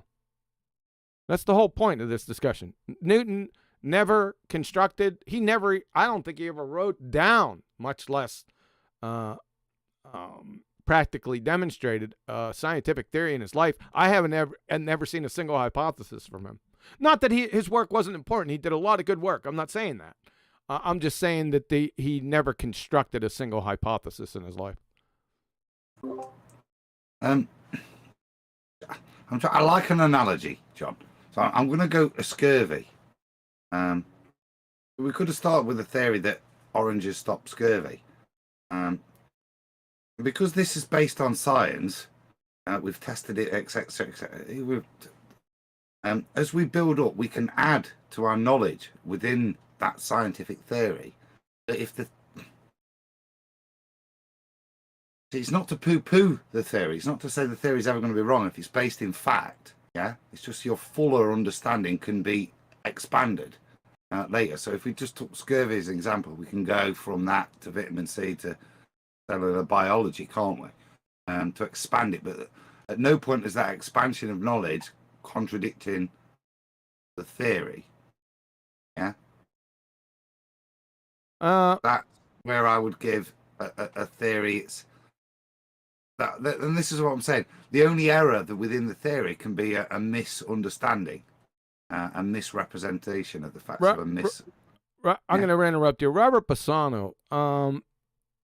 Nothing theoretical has ever been listen, you're equivocating fallacy the term theoretical with scientific theory. That's where you're off the reservation. So, do you need a refresher course? Don't take it on, Robert, right? This is intentional in our language, right? These words have double meanings. So let's just leave off Robert and go to hypothesis, because hypothesis is the same exact thing, which is that there's a colloquial meaning, or experiment. Now, I used the example earlier with the skateboard park. What you been out doing, son? Experimenting with my BMX. Perfectly acceptable colloquial terminology. What a kid's done when he's built a ramp and jumped off it. I wanted to perform an experiment. I wanted to see if I could fly, and I did. I got air on my ramp. But then when you've got it in the framework of science, experiment means something very specific. Now, there should be different words. There isn't, so you just have to go through the Socratic method and establish what the word means in the context of the discussion. In this case, with hypothesis, experiment, theory, you've got double meanings. Now, I think that's absolutely intentional, because then you get away, again, it greases the skids of saying, I theory on jelly. And it conjures the idea of science just by a certain use of language. And because at some points, contextually, it's allowed, colloquially, you're allowed to say experiment. What are you being a dick for? Did I say I was doing it scientifically? I'm just jumping off a bit of wood. Don't be a dick. And they'd be right to say so, because it's got this awkward part of the language where these words have dual meanings, and contextually they're very, very different. One's very specific, and it's all about the contextualization of science specifically.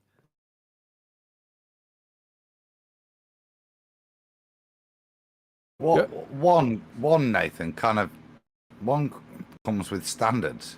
You experimenting how jumping off a piece of wood has no standards to it.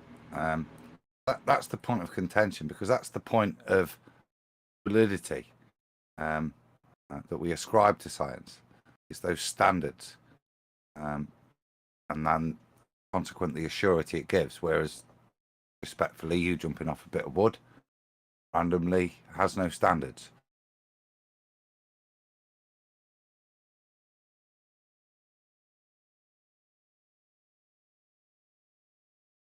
that it?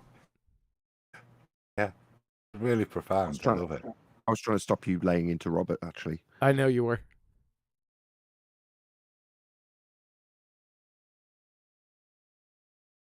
I guess I could lay off him. Don't be provoking me. You know what happens after that.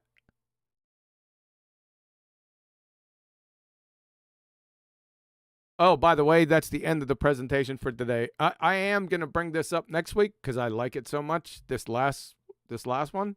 And then we'll finish up, in 2 weeks. The science presentations will officially come to an end in 2 weeks. Cool. Part of the presentation, I meant it sincerely when I said about the science dupe when it comes to labelling laws, science.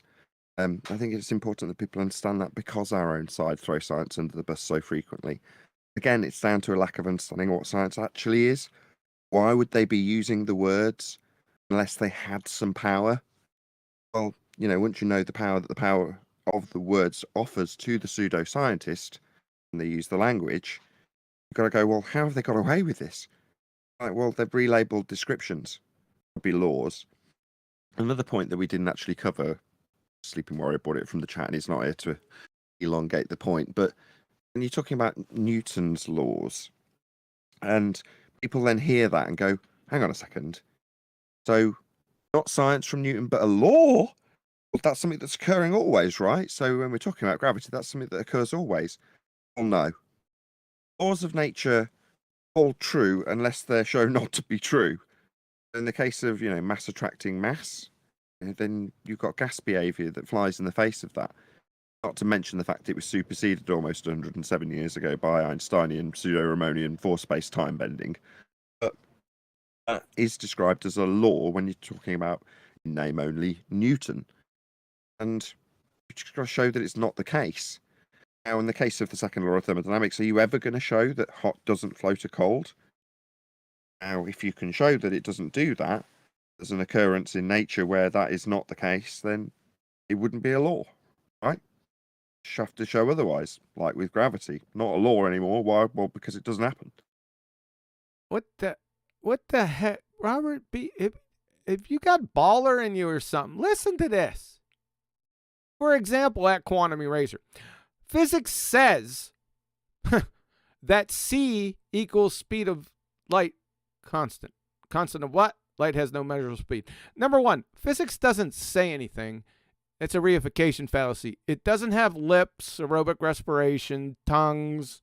It can't say anything. Number two, that stating a speed that is the existence of something, that's not physics.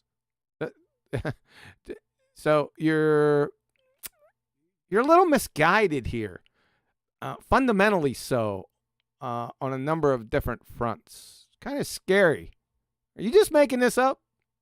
I hope you are. Excuse me.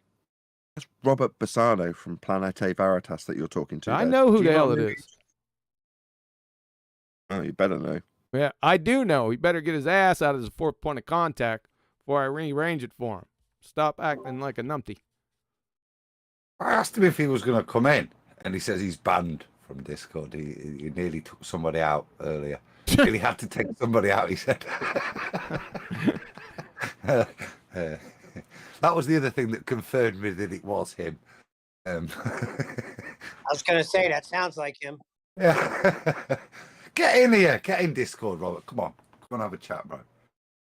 It's useful though because it shows there's a standard here. It doesn't matter who you are, friend or foe. Yep. Talk shit, expect pain. Yep. Correct. You haven't realized that by now. Try practicing fog in a mirror.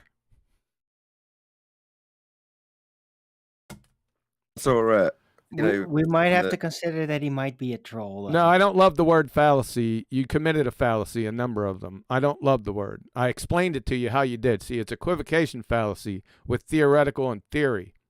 You're conflating those two as more or less the same word, but they got two very different definitions. Follow? Send the he link. can't reply to you. We're having a conversation with a chat stream. Yeah, but Breaking it's the card. Robert. He wants to Okay. get in, he says, so. Yeah, you're right. I usually don't do that, but this is a special case. But go ahead. Sorry. Until his There's next nothing to numpty apologize for. comment. You're good. You're good. It's okay. It's a good, as I say, demonstration that, you know, the standards adhered to regardless of who you are.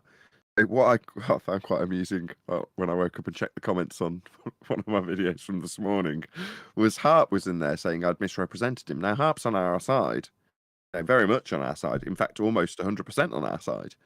But he took it upon himself to fight an incoherent dielectric accelerative downward bias by way of CO2 go down, go boom, boom argument with us. And he was able to task like anybody else. That I found amusing was that in the comment when he was moaning about the fact that, well, let's see how here's my plug, the full version is edited, which is to say that in about 15 minutes time on Nathan Oakley 1980, I'm going to release the full, not the full debate, but the full section with a beginning bit that's a bit edited, but the majority of it is just an unedited version of the video we've been discussing earlier when we talked about Bob Nodell. That position was put by Harp. He's on our own side. He was held to task in the same way as anybody else. And then in the comments, there's ballers saying, "What did you expect from this channel? You went in there. It's your fault."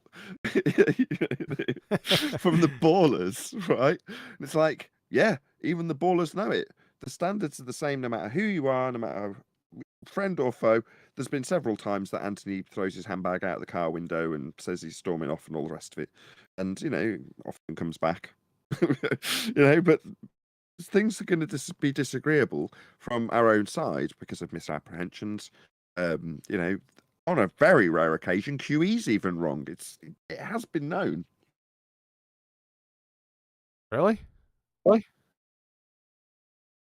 I mean, I can't think of an example, but you know.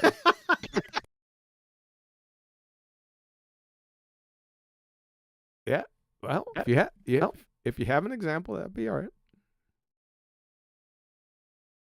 You mean wrong? I mean, a whole life?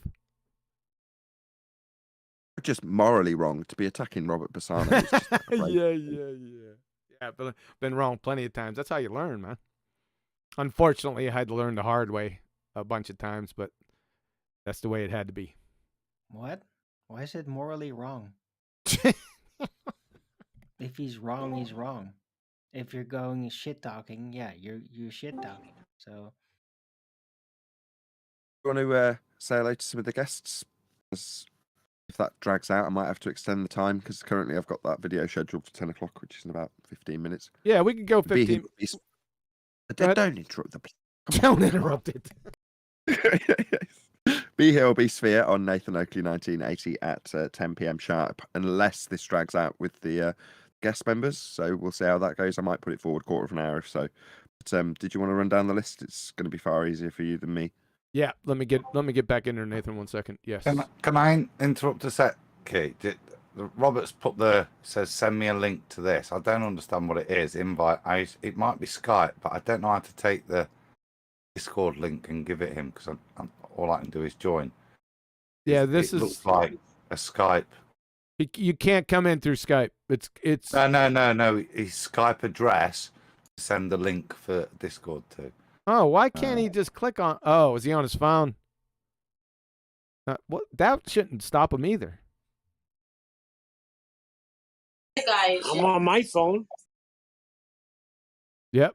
Okay. Well, hopefully someone will sort that out while we enter the people who are in the chat. Yeah, I got him, Nathan. Arwen, go ahead. We can go final thoughts and stuff so we can get that out of the way because it takes like 3 hours to get through that. So. right. Okay. Yeah. Well, it was a good learning session again, and yeah, I was basically mixing up the colloquialisms, right? Because yeah, that is still what most people kind of deal with. So yeah, most people don't really have the physics mind, I guess. But yeah, when it comes to the details, it's very important to make that distinguishment. So yeah, it was a good show.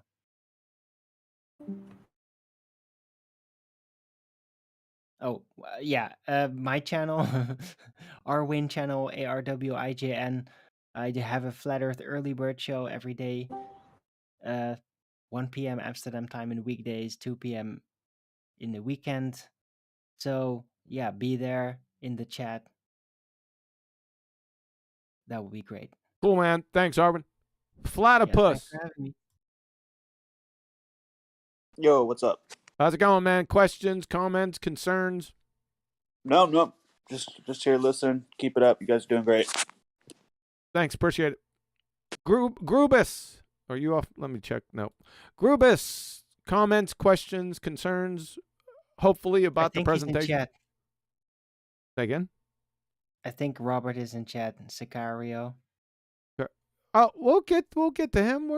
He's down below me, right where he should be. We'll get to him in a second. Grubus. Going once, going twice, gone. Nathan Oakley. No, we already heard from you. Neil. Comments, questions, concerns. I get my education here. I yield the floor to the next one. All right, sir. Somebody just popped in here. Says who? Hey, we were talking in chat. Says who? Not Comments. to him. Neil, are you done or what? I yielded it because I thought Pisano was going next. Don't worry. We'll get to him. Relax. Says who? Let me take you off mute. There you go. What's up, man? Hey, fellas, I just wanted to thank you. You've helped me out over the last couple of years to learn what science is and is not, and it's helped me and my kids and our homeschool co-op. So I just wanted to say thank you, and yeah, God bless. Well, that was very nice. You're welcome. Bassano, we're gonna skip you for now. We're gonna end with you because it might take a long time. I'm figuring that it would. Let's go with Scrat. Comments, questions, concerns. Just love learning about science, learning more and more.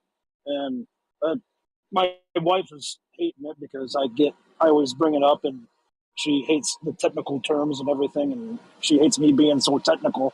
And I have you to blame for that. Thanks. You're welcome, man. Glad.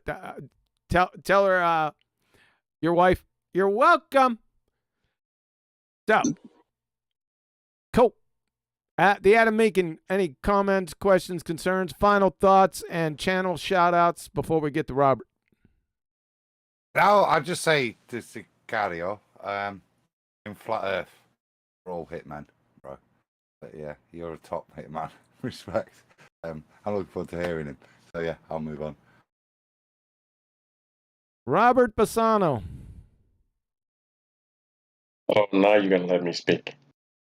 Now, can you guys hear me? Yes.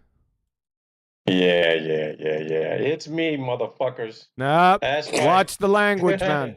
Watch the language, dude. Hello, Nathan. It's been a long time. I know that you stand as John's brain because he can't think by himself on these kind of things. So you make things very succinct, very clear. John, we settled this 5 years ago. Yeah, with your ass in a sling. Yeah, my ass in the sling. Excuse me. I think that discussion we had and that debate we had, you were left. Yeah, right. Holding Sure, the bag prove it. And trying to come up with excuses. Prove it. You're not gonna fucking drone on my show, dude. So yeah, let's get you either back the stuff up that what you're saying, or just shut up. How about that? Okay. Don't come on my show acting all that in a bag of chips, man. Don't do it. Acting all that in a bag of chips. That's right. It was settled. You fucking know better than that. So I don't know what what your bag is. I don't know what your problem is, right? But I'm gonna solve it for you. You know I will. So don't be playing. All right? Get serious. Scientific in theory and the same sentence is an oxymoron. You cancel both of them out. No, you don't. You're an numpty. Define theoretical. Define theoretical. Don't overtalk me. I've already did. Define theoretical. John, put it in. John, I tell you what. You overtalk me one more time, I'm going to mute you for good. You got me? You and I. This is why you and I don't do shows any fucking more. I don't You really pompous care. fuck. Don't overtalk me, dude. Jesus, can you get a grip? Hey, I'm a grown ass fucking man. I can say Well, then whatever the act fuck like I it, want to say bro. when I can Act say it. like it and tone it down, man. Who are you? Who's speaking? I'm Identify Arwen. That's yourself. Arwen. Tone it down, bro. Hey, listen, this is not a You fucking want to get special ed fucking scientific? conversation. You So want to keep your get retarded physics? ass out You of the want to get conversation. scientific? Tone Keep it your down, bro. fucking retarded ass out of the conversation.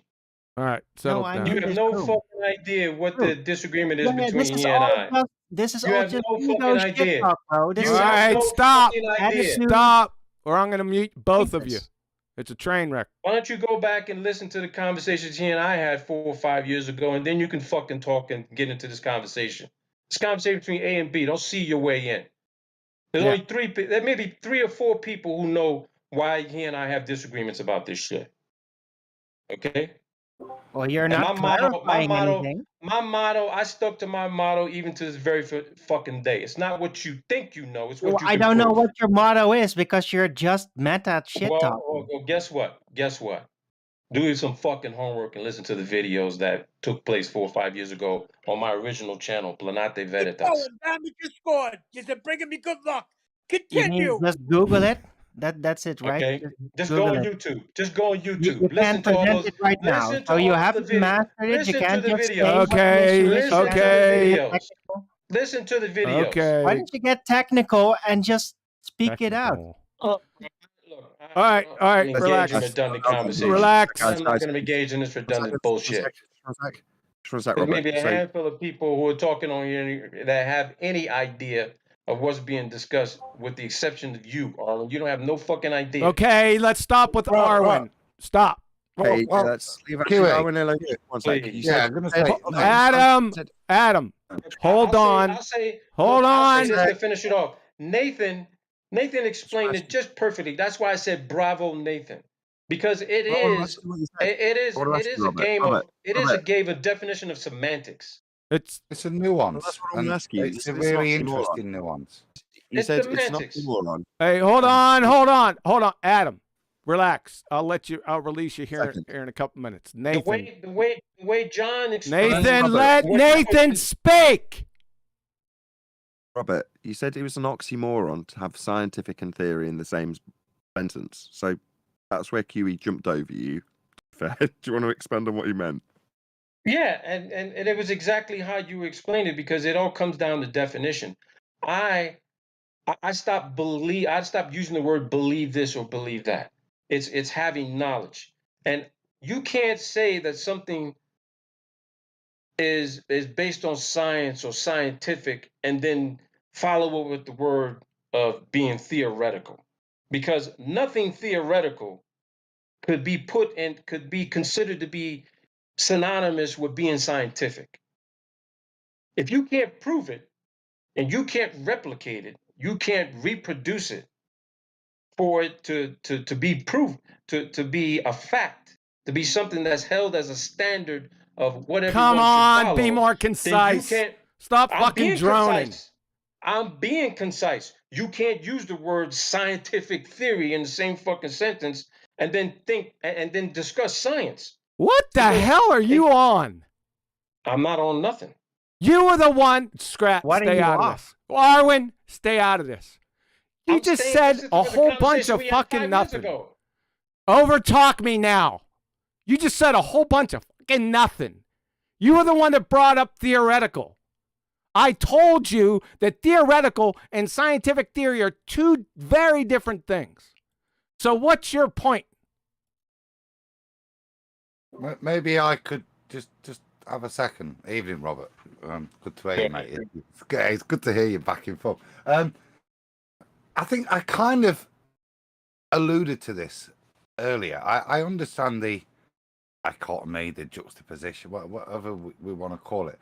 That if we take the understanding of the word theory, the colloquial term, that's fine. When we apply it to a scientific theory, when I was talking about the oranges and stuff. Now, if it turned out that vitamin C wasn't the issue or lack of scurvy, then it's a bit like a natural law. It would turn out that that scientific theory is bunkum.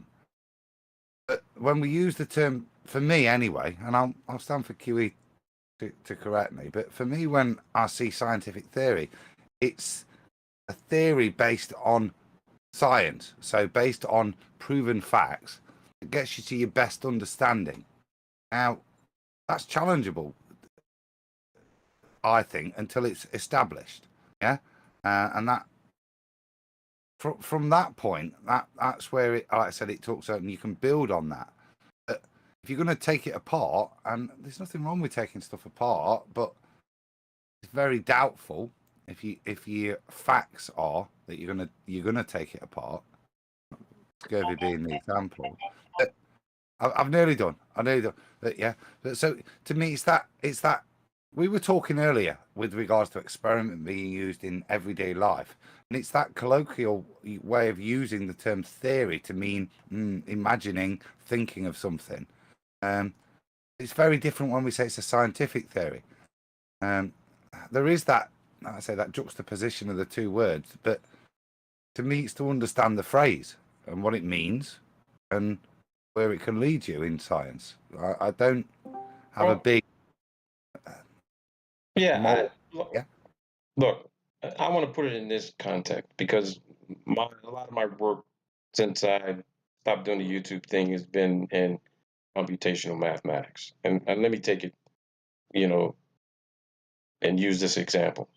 If I were to put together a mathematical equation to reveal the existence of something that could potentially occur theoretically, and I'm showing you the mathematics, well, that mathematics is not exact. It's not finite. So I could say to you, Adam, theoretically, Adam, what you're trying to do physically, it's theoretically possible it could happen, but I don't know if it will or will not. The math tells me there's a high probability, but then there's that small probability it might not happen.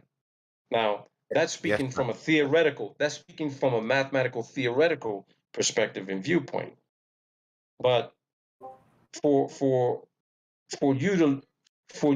us to address it from a scientific standpoint, how does it make it doesn't make any sense to say, well, we're going to discuss the scientific theory of this subject or that subject or this occurring or that occurring, when really you don't have any other proof to suggest that it's theoretical to begin with in the first place. What the hell kind of numpty circle jerk was see, that? John, and you know what? You're not looking at it from a multidimensional. What, you brought up an equation. Standpoint. That equation has nothing to do with science. Because guess what? Physics, Shut the fuck up. I'm tired of listening to dumb Multidimensional physics? John. Oh, He's the only one who's guys, just unmute him. Just go ahead, Adam. You take him. I've had enough. This is what he did.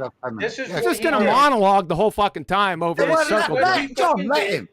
Let's chat. This is why we couldn't continue with shows, because this is what he's always wanted to do. He wants to not even discuss anything. Shut the fuck up. I'm done with you. Fuck out of my show.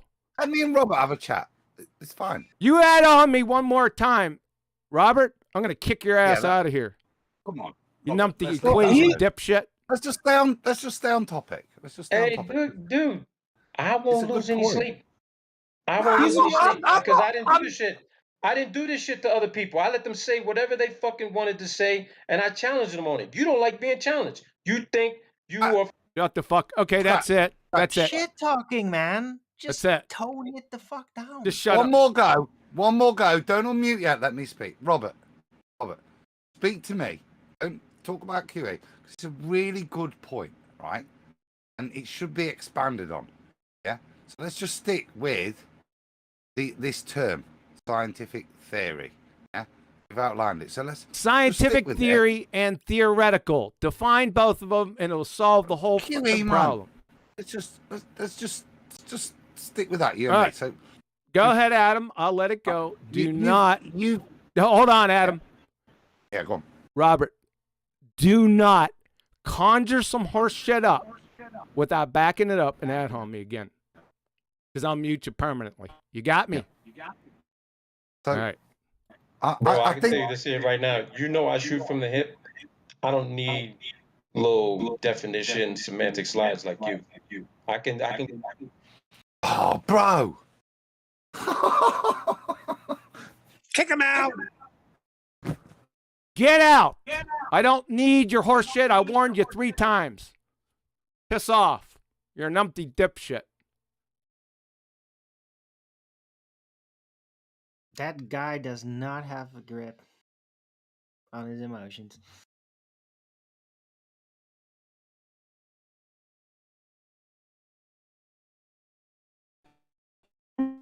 Hey, thanks, Tony. Super chat. Any baller in here that gap seen 1/3 of a degree deflection for a field goal except Neil smoking the grass Tyson? Me neither. Thanks a lot, Tony. Appreciate it.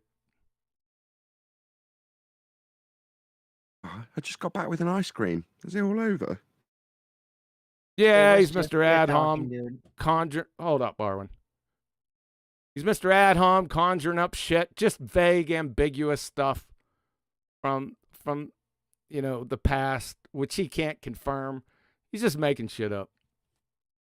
Well, where did the whole theoretical thing come up? You never mentioned theoretical anything. Yeah, I know. That's completely different than scientific theory. Right, I don't exactly. know. That's why I tried to get him to define theoretical and scientific theory, and it would have ended it. But we can't have that. That's what I wanted to discuss, because Robert's analogy was I've been doing all this maths.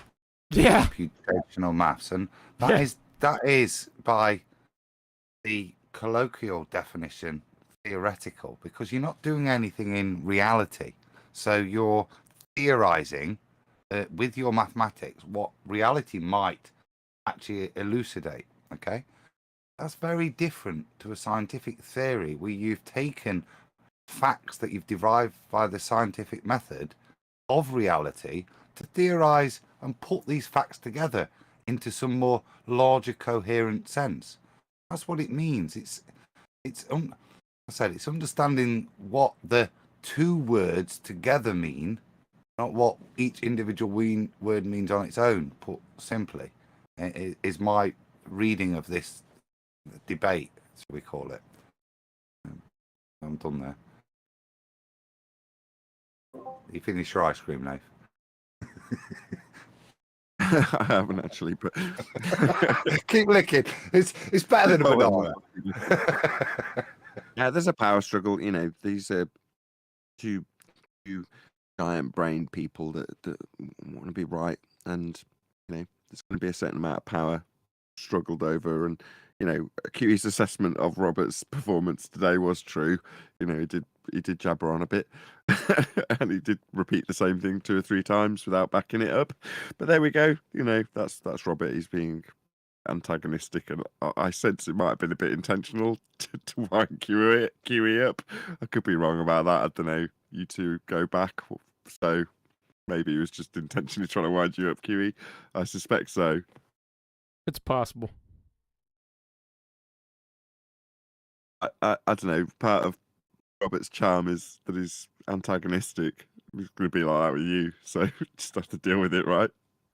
Yeah, I'm fine with it. We go back many, many years. Not science, it's probability we're discussing now, though. It's highly probable. Yeah, it's like I said, the point was real simple. Just define the terms that you're using, it's over. Shout out to Unitox Femu Sasha. Gravity is theoretical, no scientific theory. Correct. Yep. Theoretical is abject speculation. Scientific theory has a completely different meaning than that. Well, I think that's why you in the early days have the theory of gravity. I don't think you kick off the scientific theory of gravity. Maybe those 2 words, Robert, describe the differential using it. Yeah, and there's the theory of gravity, and then the scientific theory of gravity. You take exception to the latter, and it's that differential, I think, is the point I would make. still trying to figure out why he kept on bringing up theoretical. I mean, it was never part of the show until he came in. It's a really good point, though, within science theory. Understand that it's a really good point to grasp. It's going to be used against you. And it's a really good point to grasp. It's not something I had firmly established in my mind before today to think about. But when you raise it, you have to understand, okay, well, what does it mean? And it doesn't mean A and B and that opposition. It means something else, doesn't it? Within the field of science, how you develop individual things into a larger collective understanding. So that's why I don't have a problem with it, even though I recognise what Robert was saying with regards to one being a theory and one being proven, and how those two words seem to oppose each other. But it's how you put things together to think about something with facts. And if you put things together with facts, that has logical implications, does it not? That was incoherent gibberish. What I said, or No, what he said.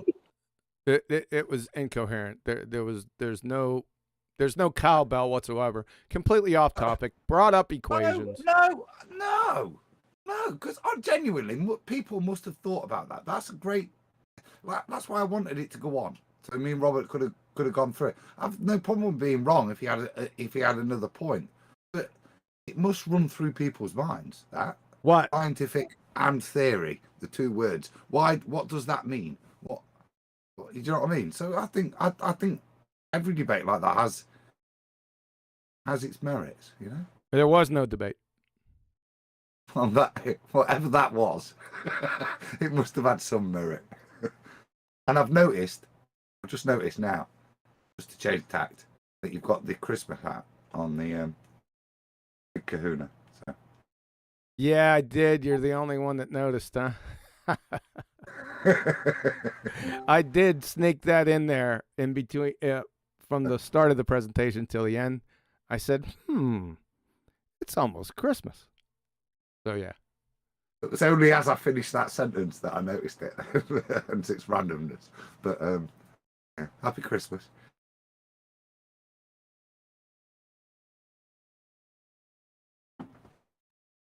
There's a comment that's just gone by in chat. I don't know if it's just a joke. Where is it? None of you going to talk about the Globebuster Russian undercover infiltrators? I've got to have missed that one. Is that like Donald Trump's election? Or I don't know. It could be a thing. I'm asking you. Globebuster Russian under... I don't know. Good Times for All's not Russian. So the only undercover Globebuster you could think is in their house. He's not Russian. Zach ain't. So I have no idea. Speaking of theoretical, sorry. Well, speaking of theoretical, I think it's kind of funny that the so-called scientists who are theoretical science or physicists, do they not understand that their field is a oxymoron? I never understood that. How can you have theoretical physics? Isn't that an oxymoron? Yes. Yeah, and QE disclaims that. I think he says, I'm still laughing afterwards. No, I do that. Hold on. No, I do that with evolution, but theoretical physics is, it is an oxymoron. It's evolutionary biology that you do with. Yeah. Yeah, I'm still laughing. This is the distinction split for me. The theorizing with a scientific theory is in putting the facts together. The theorizing here in theoretical physics is to manipulate crap with numbers to theorize into reality what those numbers then mean, or predict what those numbers will mean. That's a very big difference between theorizing the conjugation of facts and going off into a mathematical world doing something in that world and theorizing its emergence in the real world, in reality. That's two very That was two the essence of what different Robert. uses. Sorry to cut you off. That was the essence of what Robert just described. You realise that, right? Yes, exactly. That's why I wanted to go into it with him. Yeah. What the example that Robert gave was theoretical physics. Well, he said theoretical computational mathematics, I think, which is exactly what that is. Whether you stick it in space or down the drain, or you know what I mean, it doesn't matter. It's not in reality. Is the place you're doing your computation to and theorizing. That's the place you're theorizing in non-reality. Whereas He's theorizing in the abstract. In Yeah. his description, he's describing probabilities of manifestation in the physical. That's what he described. to me, that my understanding of where that conversation was going, yeah. Yeah, that I didn't want to say it, but now it's come up in conversation. Could it be that perhaps Robert recognizes the useful nature of claiming those things as science? He specifically labeled it as maths, but that's what he was describing. Or maybe it was just a good example.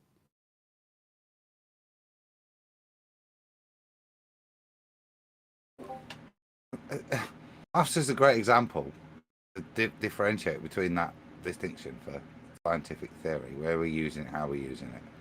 And if you put it into maths, you understand it is theory, because maths is just a very crude language of trying to describe reality. It's not.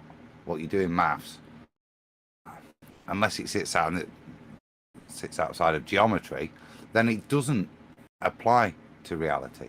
It's only geometry that you can then, within the field of mathematics, apply back to reality. And I know you want to give a shout out to Bev there, but I wanted to raise that with him when he was on with you this week. You know, geometry is the foundation of mathematics. That's the reality. We then take mathematics from geometry. For example, the proof of Pythagorean theorem is geometry. It's not maths. It's proven in reality. That's why it's so solid. That's why Bev destroys people with his argument, because it's founded in reality, you see. Whereas if you go off with negative numbers and all these sorts of things to come back to a positive number for an outcome in reality, when you've ventured off in outside of the confines of reality, then it's statistics, it's theoretical in its truest sense. I'll give a shout out because he was trying to increase the participation in the server where he's broadcasting out his tests. When he was saying it, I was doing the same thing. I don't know if you noticed that when I repeated back his words, I was like, "Your test," in quotes. Yeah, right. Nevertheless, a moot point then, but useful to draw parallels now, because that's why I was doing it. Like, yeah, we're calling it a test, but it's not, because it's not scientific. But putting it in quotes means I'm just letting you know that if you ever allude to this being scientific, it's gonna get noted. So yeah, your test in quotes. Anyway, next level Discord server. So that's Bev Try Thinking YouTube channel and his server. So he's trying to increase the participation. So if you're watching this and you're a user or you're in Discord now, go over and check out his server. Hopefully you'll interact with him and some of the bits and bobs he's doing when he's out and about. It is plentiful. We've shouted out everybody already, Huey, so I'm going to plug my show that's premiering now, if you don't mind. Is that okay? Yeah, you've been plugging it in chat. It cracks me up, by the way. Yeah. It cracks me up. I mean, your show's running now. You're here. We're all over here. Yeah, go ahead. Be here or be here for Nathan Oakley 1980 YouTube channel premiering stream of Gas Go Down Go Boom Boom and the Incoherent Dielectric Acceleration or something like that. I forgot what I gave the title. Either way, it's premiering right now. I've been spamming the chat, so if you're in the chat, out when we round out this show in a few minutes' time. And yeah, that'll be running for about 20-25 minutes. Fairly long cut. I've released a short version of it, which is about 6 minutes. So yeah, that's running right now on Nathan Oakley 1980. Did you want me to do the round out now, or did you want to chat a bit longer? I'm not fussed. We could chat a couple minutes longer, especially on the Bev topic. Bev, next time you talk to him, Nathan, why don't you bring up the Black Swan, and he's going to tell you how it's unsound. So next time he's in, bring up the Black Swan and have him go through that. Easy now. As an avid Bev fan, I know that's not true. Say again? That's not true. What's not true? I've seen Bev present the Black Swan and argue it. So if you're saying he says there's an issue with it, yeah, it might be something subtle, and I will Subtle? ask. Yeah, I've seen him argue it. How can you have an issue with it and say it's wrong if he's argued it? I don't know, unless he's bipolar. I think So there's still. I think. Let's be honest. This was brought out with me in a very drunken state, where I challenged Bev on this.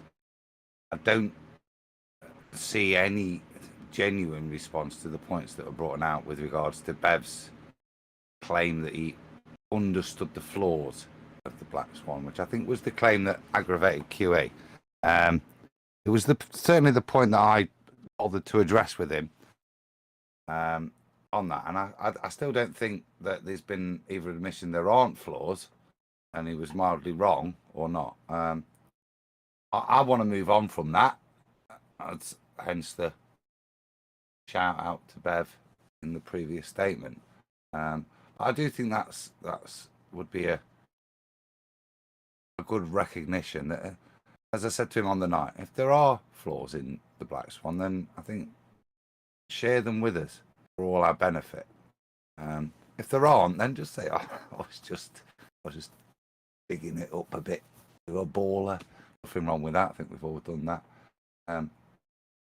But the reality is, if you don't make that statement, then you're implying there is flaws in the Black Swan that you're not sharing with us. And I think that's the issue I'd like to see settled. Over to you, QA. Go ahead, Scrat was coming off mute. Go ahead, Scrat. Well, I was just going to say, I don't think he actually thought there were flaws in it. I think what I got from what he was saying was that he thinks it's a little difficult, or I can't say. He thinks it's difficult to explain to people, and he thinks it should be easier to explain. I think that's what his problem with it was, but I could be wrong.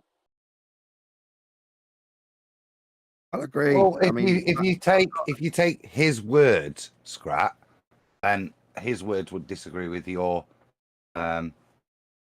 political smoothing over of what was said. There are fundamental flaws, I think, was the issue. So I precisely. don't know how, look, I don't want to kick off, but there's a point in any debate where an olive branch is offered, and I think tonight's another one. That a gentleman should respond accordingly. Nobody is being asked to lay down, but recognition so we can all move on, so that we all don't have this elephant in the room or something in the closet that the Black Swan is fundamentally flawed, so we could move on from that. I think would be very useful on this side. and in defence, if the intonation that's been implied by Scrat is true, and well, I'll agree. You know, you've got to have a good understanding of the debate to understand the Black Swan. Yeah, it can stand on its own before QE says no, you just need to hear it and understand it. That's also true, but by the same level, to understand why it's required, why would it be the question that you, as a flat earther, are putting a logical consistency together that starts with their begging the question fallacy? Well, because every single argument up until the curved adjacent argument started with them begging the question. So it's like, okay, even when we show you how you're begging the question, you just justify it by saying, well, because we know we're on a sphere. In other words, say we're going to beg the question. That leads you into, okay, if you will always, under all circumstances, beg the question, then the Earth has a sphere radius 3959, and every distance to horizon can be no more than 1.2 times the square root of the observer's height in feet. That's complex stuff because you're referring to the Muppet Vision mathematics of Earth curve. Now, again, if you've got no comprehension of what that is, or how Earth curve, that's the geometric horizon, is pretty much the essence of an Earth curve claim, then, you know, you're not going to see why it's needed to have that sort of complexity. it's a very fine tip to a fine spear that's at the end of a long stick of debate that's lasted a long period in this current time. So, if you're just going to say, well, it's a complex argument, the Black Swan, and, it could be a bit simpler for your average Joe to just get on the spot. Well, unfortunately, that's not why it exists. It's born out of necessity, because when you point out that someone assumes an R value when you've got a flat plane beneath your feet, and that's their only justification because that's just their worldview and begging the question of a sphere Earth is how it is, then you've got to go into that mentality with modus tollens to assume their outcome for them, point out how it's wrong. So it's born out of a long debate and a long series of necessities, and isn't a simple, two-word debunking. Now, further to that, Black Swan, as much as it's now the age of the sextant, we're into new housekeeping that very much keeps in line with what Bev discusses, and that's not simple either. If you just go up to a man on the street and ask him how he can have a curved adjacent, he would have the slightest idea what you were babbling about. So, this all of what we do, Bev included, is very much tip of the spear stuff. Well, for the record, I wasn't really defending him because I love the Black Swan argument, and I think it's great. I think I was just what I got from him was that he thinks it should be more simplified. But I'm not saying I agree with him though. But that's just what I got from him. Yeah, whatever you're gonna have to make me rebut that. Yeah, that's what we got to halfway through. Yeah, but that isn't what happened. Yeah, it's on Bev's channel. People can go and listen to it. With me slurring my words, but it's there for people to listen to. Bev posted it shortly afterwards. It's there in open forum. And respectfully, what you got from it, yeah, isn't what QE and everybody responded to, which is what started that conversation. So I appreciate the kind of peacemaking, but it's not up to you to play that role. I think enough's been said today. That door's open, isn't it? Alrighty then. Huey, any more on Bev, or can we round out so I can send people over to my show? We can round out. Been a great show. Go ahead. Take us home. That's been a great show. I especially like the interaction with Robert, antagonistic though it was. It was very entertaining. So a massive thanks to Robert. And, of course, all of the Ballbusters panel for making today's live show possible. And a massive thanks to all of the people who participated from the public audience part of the show. That was also fantastic. It's all been great. Science presentations and all. Please share the show. Please smash the super chat. And, yeah, that's pretty much it. As I say, there is a spammed link going by in the live stream chat, so you can go over right now to Nathan Oakley 1980 and watch gas go down, go boom, boom, as that is premiering right now. Another massive thank you to all of you watching live, hopefully for smashing the super chat, PayPal link, joining as a QE member and all that good stuff. I've been Nathan Oakley, and we will see you all in the next Ballbusters.